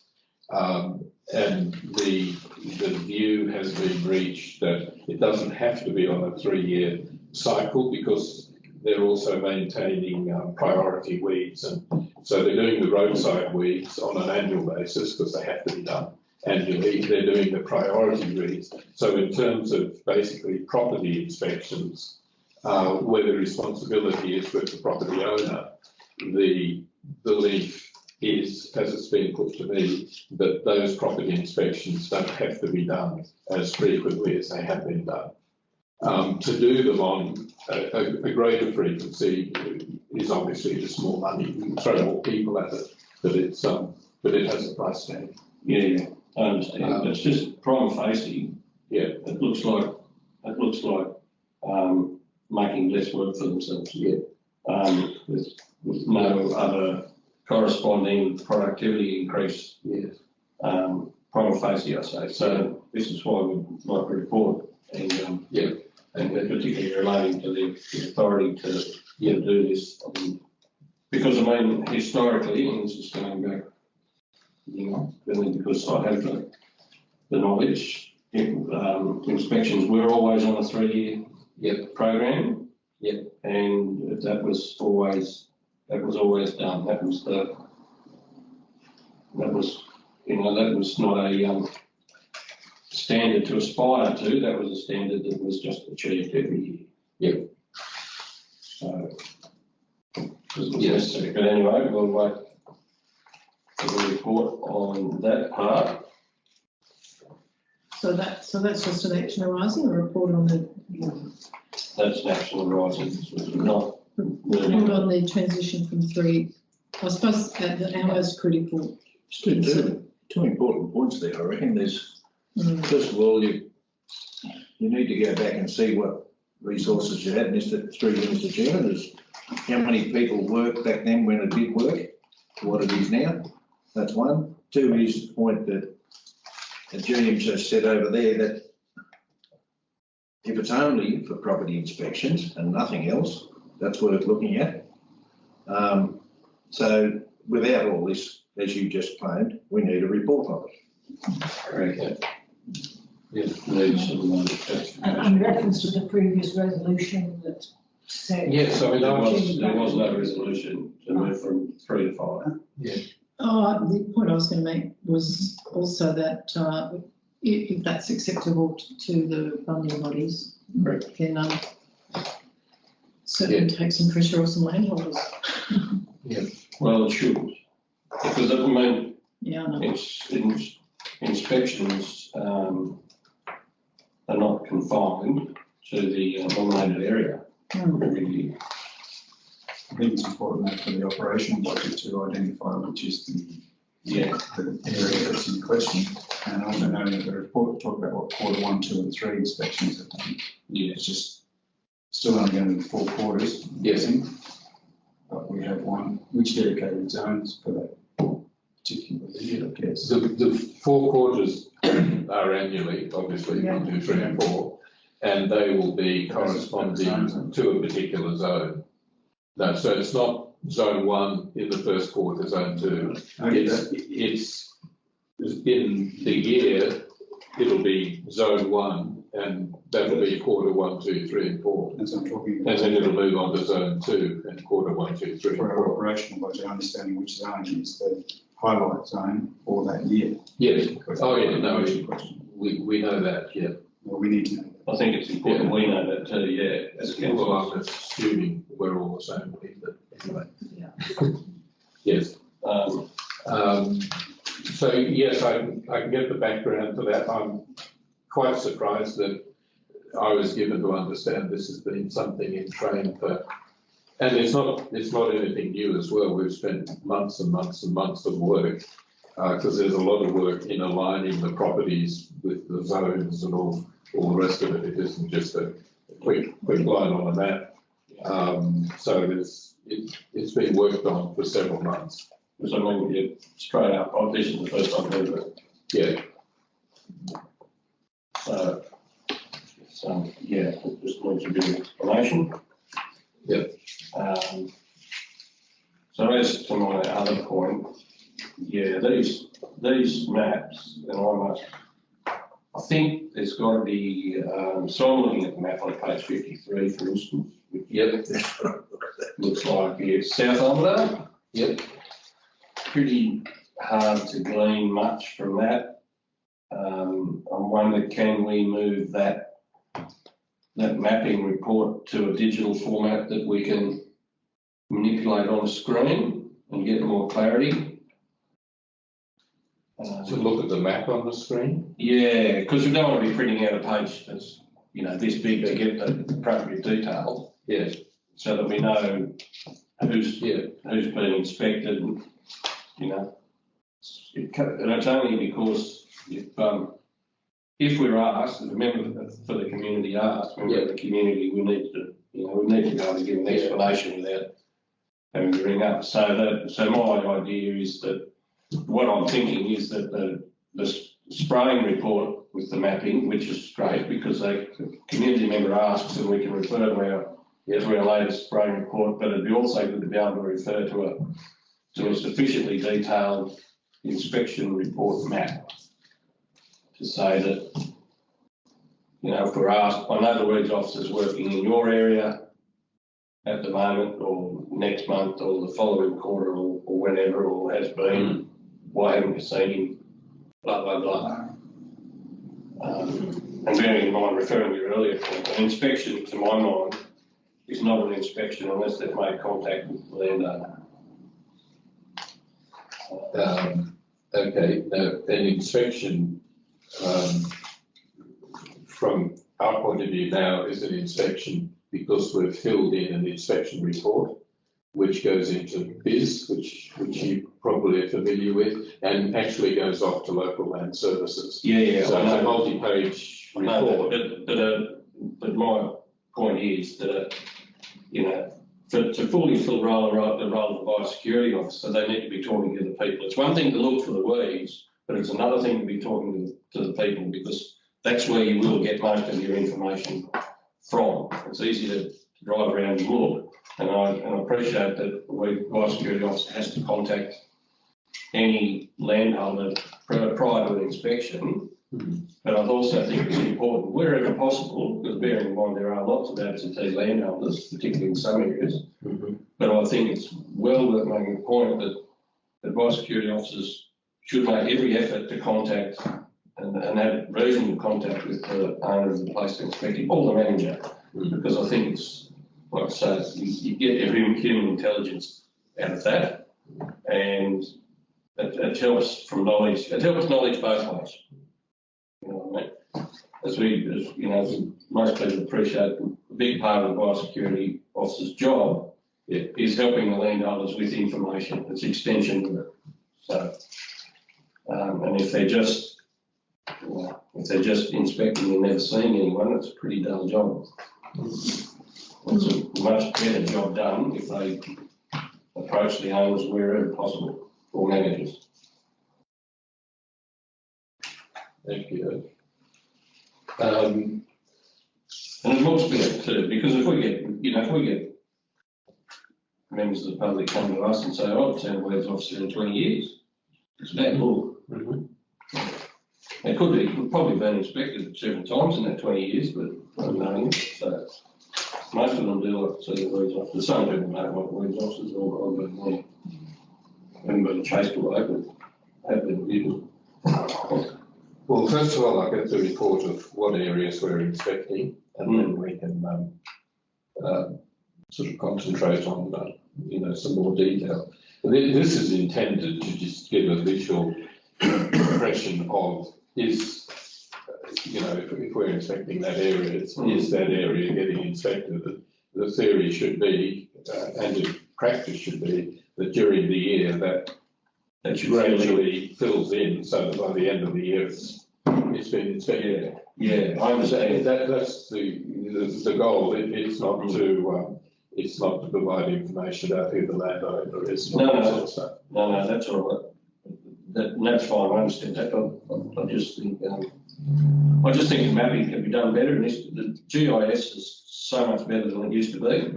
I just think we can get a better, clearer picture of where they are, without any names on the map.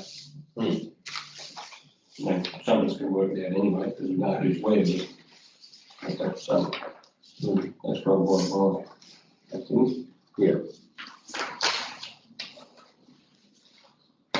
Okay, so the chart on page 45 indicates the number, each quarter, the number of inspections to be undertaken.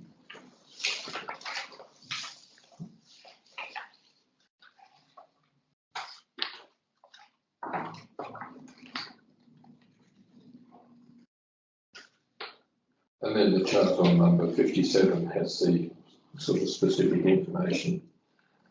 So going back to chart on 45, which one we took probably. So the LGA total column on the right hand side. Correct. Is that the number of properties in that, or is that the number of properties you envisage inspecting? That's the number of properties to be inspected. But is that the number of properties that are there in that division? It has division total. Yeah, it's In being that, inspected, isn't it? No, this is the target. So this is what the goal is to have inspected. It's only the target, it's not. Okay, it's not, that's what I said, on 57 is the actuals. I suspect that that's not the LGA total. Yeah, no, the LGA total, but in that, say, Walker C, for instance, 66, is there 66 properties in that Walker C? I would say, just because I drive through Walker twice a week, that there are definitely more than 66 properties in Walker C. Yeah. So there's probably 266. Oh, I don't think so. But anyway, that's what I mean. That's just not clear. That might be a target, but that doesn't mean you're going to do the required area. Yeah. Which is we've got April to June. There's no inspections to be done anywhere. Well, no, that's Well, because we haven't done haven't them yet. got there yet. I said Yeah. these are listing the ones, like for Walker A, during July through September, 1 inspection was done, but October to December, 31 inspections were done. Yes. So far total for the year is 32 inspections. Yeah, so They it's haven't not. gotten to April to June yet. No, that's fine. But so in that case, it's not targets. No, So the heading's wrong. It's not targets. It's If you're happy, Mr. Chairman, I'll get Trent, because you're getting into areas, I think it is just targets, so I'll, rather than give you false information, let's get someone who actually puts all this together. It's just whether the actuals have been put in and the targets have been replaced with actuals, and as we said, there's no target in the for April, June yet. Yeah. We show when these reports were done. Yeah. We're also not talking, as we said, how many total properties, but also probably more likely how many hectares we're covering in target hectares. And that's what's on Other than, because properties mean nothing, really. It means something in terms of outreach to individuals, but not necessarily hectares. Numbers hectares in another table. And that's what's on page 57, is the actuals. So it's not targets, this is what's actually been done.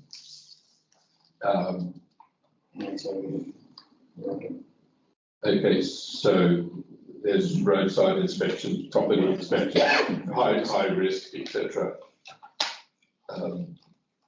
Yeah, that's not by zone. That's not by zone. That's just new as a total, which can be a skewed result. Yes. Do you want Trent to get more information on what all is? I think, for the purposes of this meeting, if we can just make that a bit more clear, that it's either an aspirational chart or it's an actual chart. Which one are you talking about? On 45, the No, inspection that's target. the target, the inspection targets that comes out of the WAP documentation. So it's a target. Yes. So going by that, April, June, there's no targets for inspections. We haven't got to April, June, so the targets haven't been put in there yet. Right. Okay, that's all that says.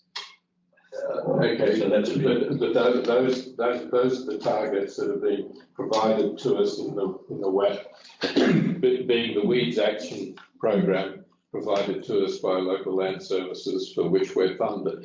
There's also no actuals there, so whether it's targets versus actuals or So the actuals are on page 57.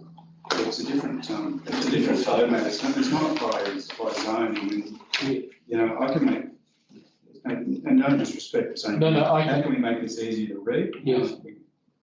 I can add to it. This report is a report that was required of us by local land services. We're now adding to it all the time because we want the report. We only want to produce one report. So, you know, if we want to change it or add to it, then we're happy to do that. The first thing we wanted to do was to actually get an accurate report. But you also appreciate that understanding budgets and being able to provide you with a budget and manpower. Yes. Approving manpower. Yes. Relates on us being able to understand, here's my targets. Yes. This would ordinarily take us 5 FTEs to do. Yes. But, you know, because of weather, COVID or otherwise, we had a target in July or September and we only did this. Yes. So it's either catch up phase, Yes. and then you're going to have to still put manpower to it in the future, Yes. or You write it off. you write it off as dead weight. Yeah, so that's what I mean. We need a target document or an aspirational document and an actions. But I don't think, I also think that having actuals on page 57, which is about what activities, as opposed to 45, which talks about which zones we're working in. Yes. I think that's, Yeah, they don't correlate. you know, you're asking us to do the juggle. Yes, look, I understand, and I'm sure the minute I say this, it will be taken the wrong way. But historically, I used to run a region which comprised Asia Pacific, so everything from India through to Hawaii, for a Fortune 500 company with 2,500 people in the region and budgets that were somewhat sophisticated. So I understand all of that, but what we're dealing with is a very troubled organisation that we're trying to drag up from its bootstraps to get it going in the right direction. Probably shouldn't have said that with the recording going on, but I reckon you should. But and I will talk more to that point when that's turned off. Correct. You know, but yeah, I understand what you're saying.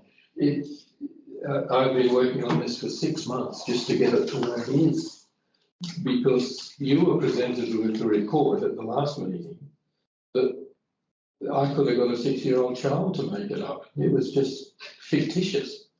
There was things there, you know, we've been to shows and exhibitions and educationals that were actually held the year before, not because it was just taking last year's report, copy and paste. Oh, I didn't change it. A bit like finding Bellingen in the documentation. Jim, I fully appreciate, I think there are challenges, and this organisation clearly has some challenges, and we appreciate those challenges.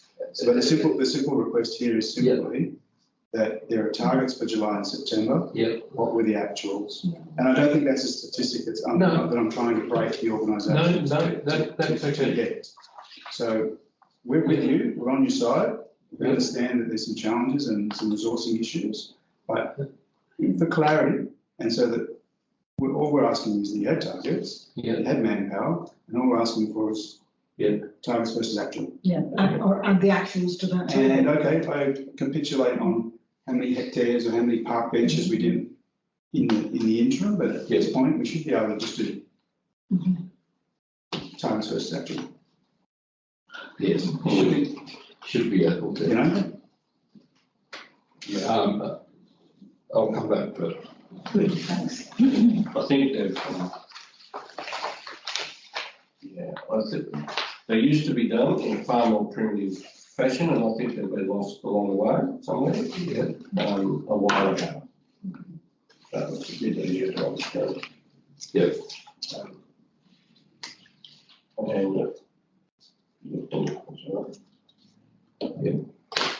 So looking at the spray program, this is all come under one recommendation. So anyone, Yes, it's all under the weeds. And this is because 50% of the business we didn't actually report on at all. If you went back to the last business paper, you'll find that there was no report whatsoever on the weed spraying that we were doing. Now, here's a weeds authority that half of its mission in life is to spray weeds. There was no information whatsoever, and as it is, I can't give you that information yet, but as I said to the chair that I'm hoping, within the month that we'll add that information. But at least we're writing down now that we're actually doing something. And the spraying side is actually on track, and we will end the year and all the spraying will be done. So that's going quite well. It's really the inspection side has been the one wanting for all kinds of reasons, of which manpower is part of it, but it's not the only part. I would like to see, Tim, that you've got a forecast going forward. April, May, June. I mean, you've got to March, it's great, that's where we're at, that's what's done, but in concert with the GM's operational management report, which you're alluding to, some challenges and so on. Okay, in the next quarter going forward, yes, this is what's expected to be done. Again, within boundaries, because obviously weather changes. Yeah, I think what I'm saying is just a prediction, a forecast, not a prediction of what activities we will be doing going forward, so that we understand budget requests and customer requests, inquiries. And we have a Gantt chart which simply goes month by month across the top, and down the side is the various types of weeds, because they all flower and seed at different times. So we move through the season. Remember, the season's only half the year, but as we move through the seasons, we start off on St John's wort, and then we move to blackberries and so on and so on. You would go backwards. So it's a very predictable, and basically the target is we get out there and we spray the weeds. maybe that would be easier if the Gantt chart was included. I know that they do it for audit programs and all sorts of things that the Gantt chart says. Because it lines up with your budget. Activities of blackberry. I mean, blackberries, I'm hoping you wouldn't do too much in April now. Because they're done. We are pretty much done, but we're still fruit anymore. Until the first frost is played. we'd be 95% through blackberries. So I mean, that's where it might peter out in the Gantt chart. You can see that. So I think that's right. This is good, but I think it can be expanded on already.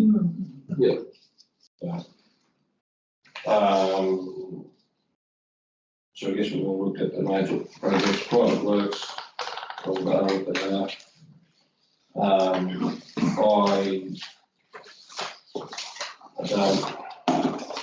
we've had this discussion before in the previous council about the pay, and I guess it's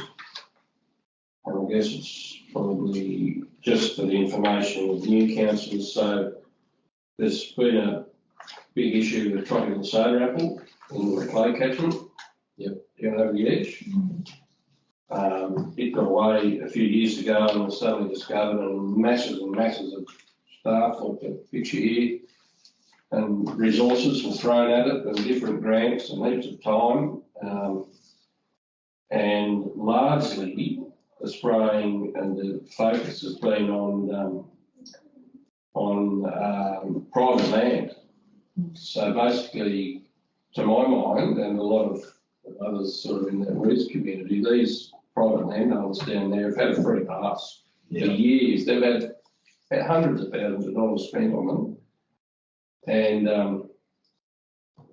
I've expressed a desire, and a few others, that it's time they were weaned and they did their own bloody job. But the difficulty is it's high on the innovation curve, and it is. It's a priority. Sometimes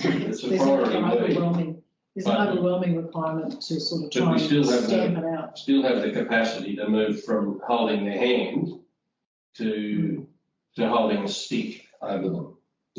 Well, I think it needs to be a gradual combination of both. Oh, it's been pretty gradual for a fair while now.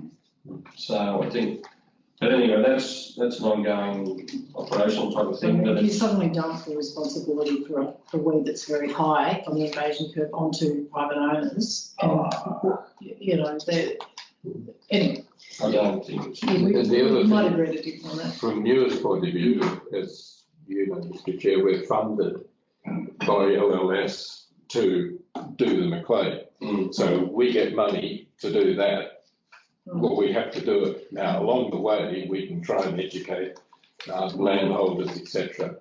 The only thing we are doing increasingly is using some local contractors as well, because given our limitations on available people, it's better if we can get other people to do it who live locally. So if they live locally, we don't have to provide accommodation and transport and all that sort of stuff. And they've been pulling in and making good sort of progress. Yeah. So, Because it's my view, actually on the early type stuff, that tropical stone rapid and Macleay has been sucking resources out of NEWA for years. And not necessarily uncompensated, but I don't think compensated fully probably. I think there's been a private pay for that elsewhere in some regards. It'd be interesting to analyse figures, wouldn't it? Because it may be the case, but if LLS or the state government's made a decision, a policy decision that they really want to focus resources on, you know, eradicating tropical plant like, you know, tropical soda apple or whatever its successors are, then that's because there's a view that this is such a risk to agriculture that it's worth spending that money. Yeah. And that's, I mean, all I'm saying is that's just a counterbalancing one, two, and we all are here because we can't have slightly different perspectives, hopefully.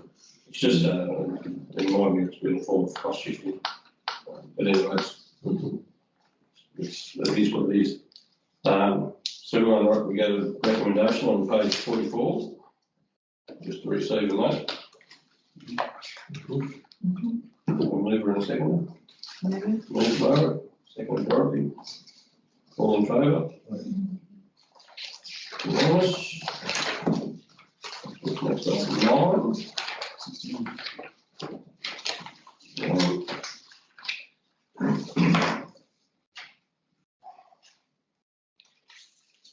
Debit cards. So I think we can probably deal with this particular one fairly quickly.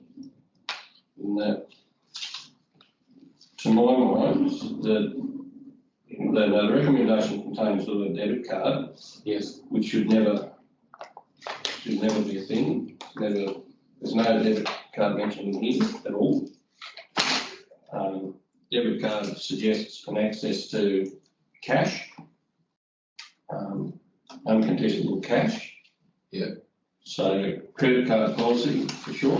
Debit card definitely not. credit card policy covers credit cards that provide credit. A debit card has a different function. It means it has to be, well, you can only spend what's in the account. It's not something where you can get to the end of the month and you run up a bill of $5,000 and you say, oh, I'll pay $2,000 off. And, you know, so they're non-interest attracting because you're not allowed any credit. That's why I said that. So you have funds in an account and you can debit money from that account. Yeah, I still don't like the debit card. I don't think Paul's got more information on that than me, but I think that debit card's definitely out. Sure. Yeah, no, I agree. I mean, we should be talking about corporate purchasing cards in any case. There's a logo, and that's the type of card that's issued to meet that purpose. Discussed that credit cards give the organisation a level of protection against unauthorised use and also being scammed in that someone's skims the details and uses it, whereas a debit card doesn't. It's, as you said, direct access to cash and provides direct access to cash with no recourse. to see if you see this policy looked at by ARIC for their recommendation, come back to this committee. I'm not, this is personal, I'm not keen to see each permanent member of staff. With debit card, there might be a limit, daily draw limit, but there's actually no credit limit per se. We're mixing a lot of words here. Debit card, credit limit, it's just not, they're not in the same sentence. So I do have concerns. Yeah, and I have similar concerns, and as Paul alluded to, I'd like to see this go to the ARIC committee and then come back to us. In a appropriately adjusted, if necessary, form. I said it's not unusual for an organisation to have a debit card in the office to be able to draw $500 for petty cash under one officer, no? But not debit cards for every staff member, which is just straight up. You can draw cash, whereas corporate cards, credit cards, are for buying particular items, not typically cash draw. You can make those restrictions at the bank. That's right. Just out of interest, how many accounts were you talking about for the debit cards? It's for the field officers, which there's 6 of them. Yeah. Because at the moment, as I tried to explain here, the arrangements we have at the moment are very loosey-goosey, if I can put it that way. Someone will be in, not picking on anywhere, Tenterfield or something, and I've got a puncture in my car. Can you give me the credit card number? I need to get the tyre fixed. And so we've got a charge out there. You've then got to chase up paperwork and things like that. So, or if we have petty cash.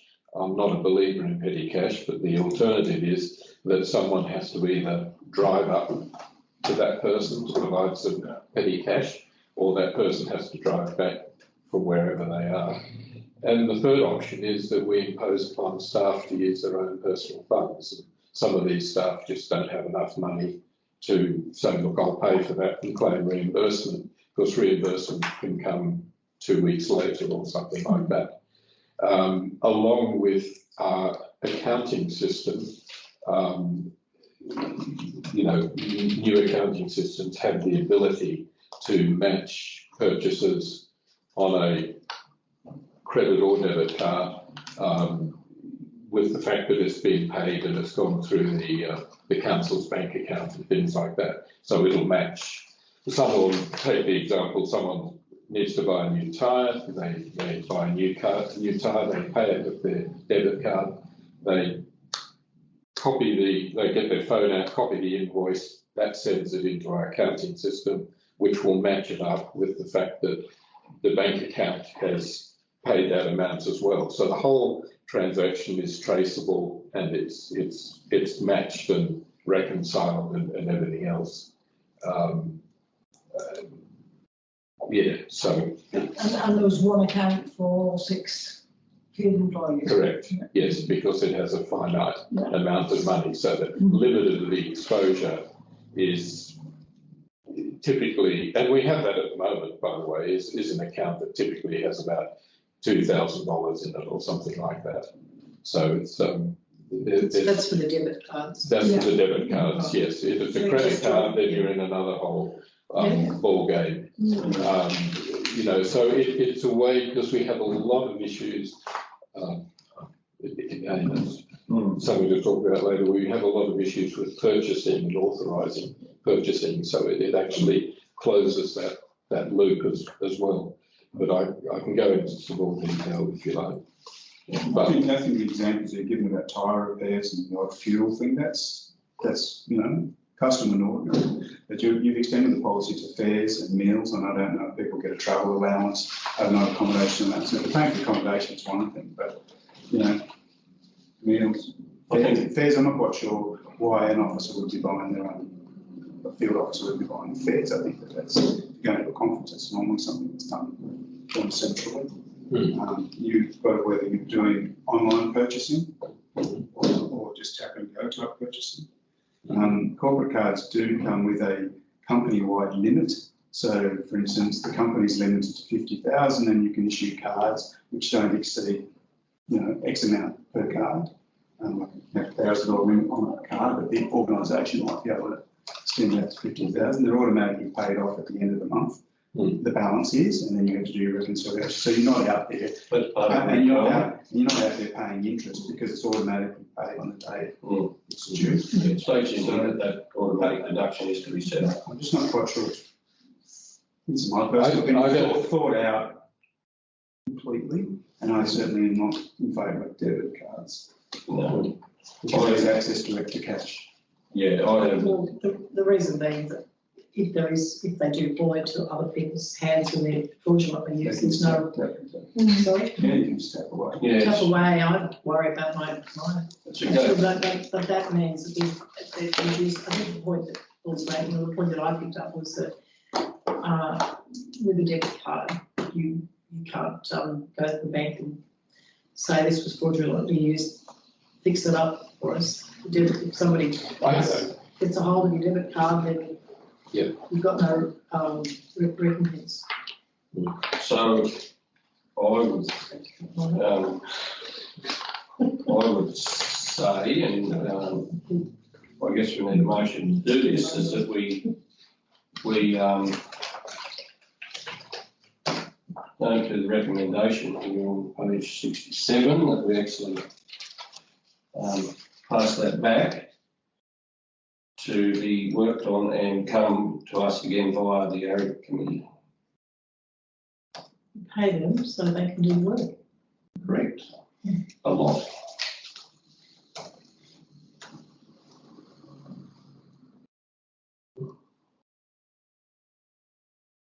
I've no doubt there's any amount of credit card policies out there that we can plagiarise. Oh, and I'm sure we plagiarised this one. So, do we want that as a motion By the way, you've already approved that policy, or an action? Oh, good.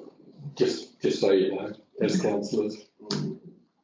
That's the credit The card motion that the credit debit card policy be rescinded. forwarded, well, we didn't know it was an active policy. It's not year reviewed, it's not file reference, it's not. No, because that's a new one. So. Now I'm confused in what you're talking about. Look, I'm I'm a asking, very straightforward person. is this a policy with amendment, is this a policy? Here it says that the first edition was produced by Glenn Wilcox, acting general manager, in March of 2021. And Limited, I'm assuming it Yeah. was, okay? But I have revised it. okay, so what, Et cetera. So it's a revised policy that has been put forward with a so what are recommendation. the revisions to to this. What are the revisions we're talking about? That's where I'm now confused, because it was an existing policy. What are you recommending on top of the old policy? What are the changes? So there's, that's, Because you don't, as you alluded to us earlier, you've got something going on already. But what are the changes then? If it's a revision, what are we revising? Well, And I'm not trying to be funny about this, I'm just trying to be clear. no. If you like, I can go back and I can highlight the changes. I think that we should just refer the policy to ARIC for revision and recommendation. I think for the case For of their review simplicity, and recommendation. yes. Does that work for you, Mr. General Manager? Well, the policy's still in place, Margaret.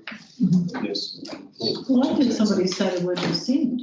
Well, that's what I'm saying. Why don't you just rescind it? If it's dangerous. Because it's operational. there's some Well, yeah, problem. because there's people who have credit cards. Oh, sorry, debit cards. Well, that'll cause Already. operational chaos. So I don't know if we rescind the policy. Yeah. No, but I think we Just should refer the revised policy to refer the ARIC revised policy recommendation to ARIC. for review and recommendation. Okay. So I've got that anyway. So you want to move it? I'll leave that. Want a second it? Oh, Raise the bonds, Lara, Who was it? Lara, I think it was that one? Yeah.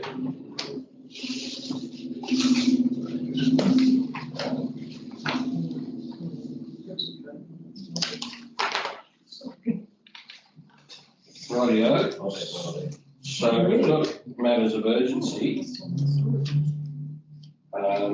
Anyone got a matter of urgency? No, past that. Your car was. Matter of urgency. The only one I can, Fix everything. the only subject I can think of, and we may be able to talk about afterwards, just that I know we need to, each of us sign the forms to get paid, basically. I can't think of the correct name. Otherwise, paying doesn't happen, pretty much. That's a requirement. So if nobody's got anything else, I'll call the meeting closed. On 23. On 23.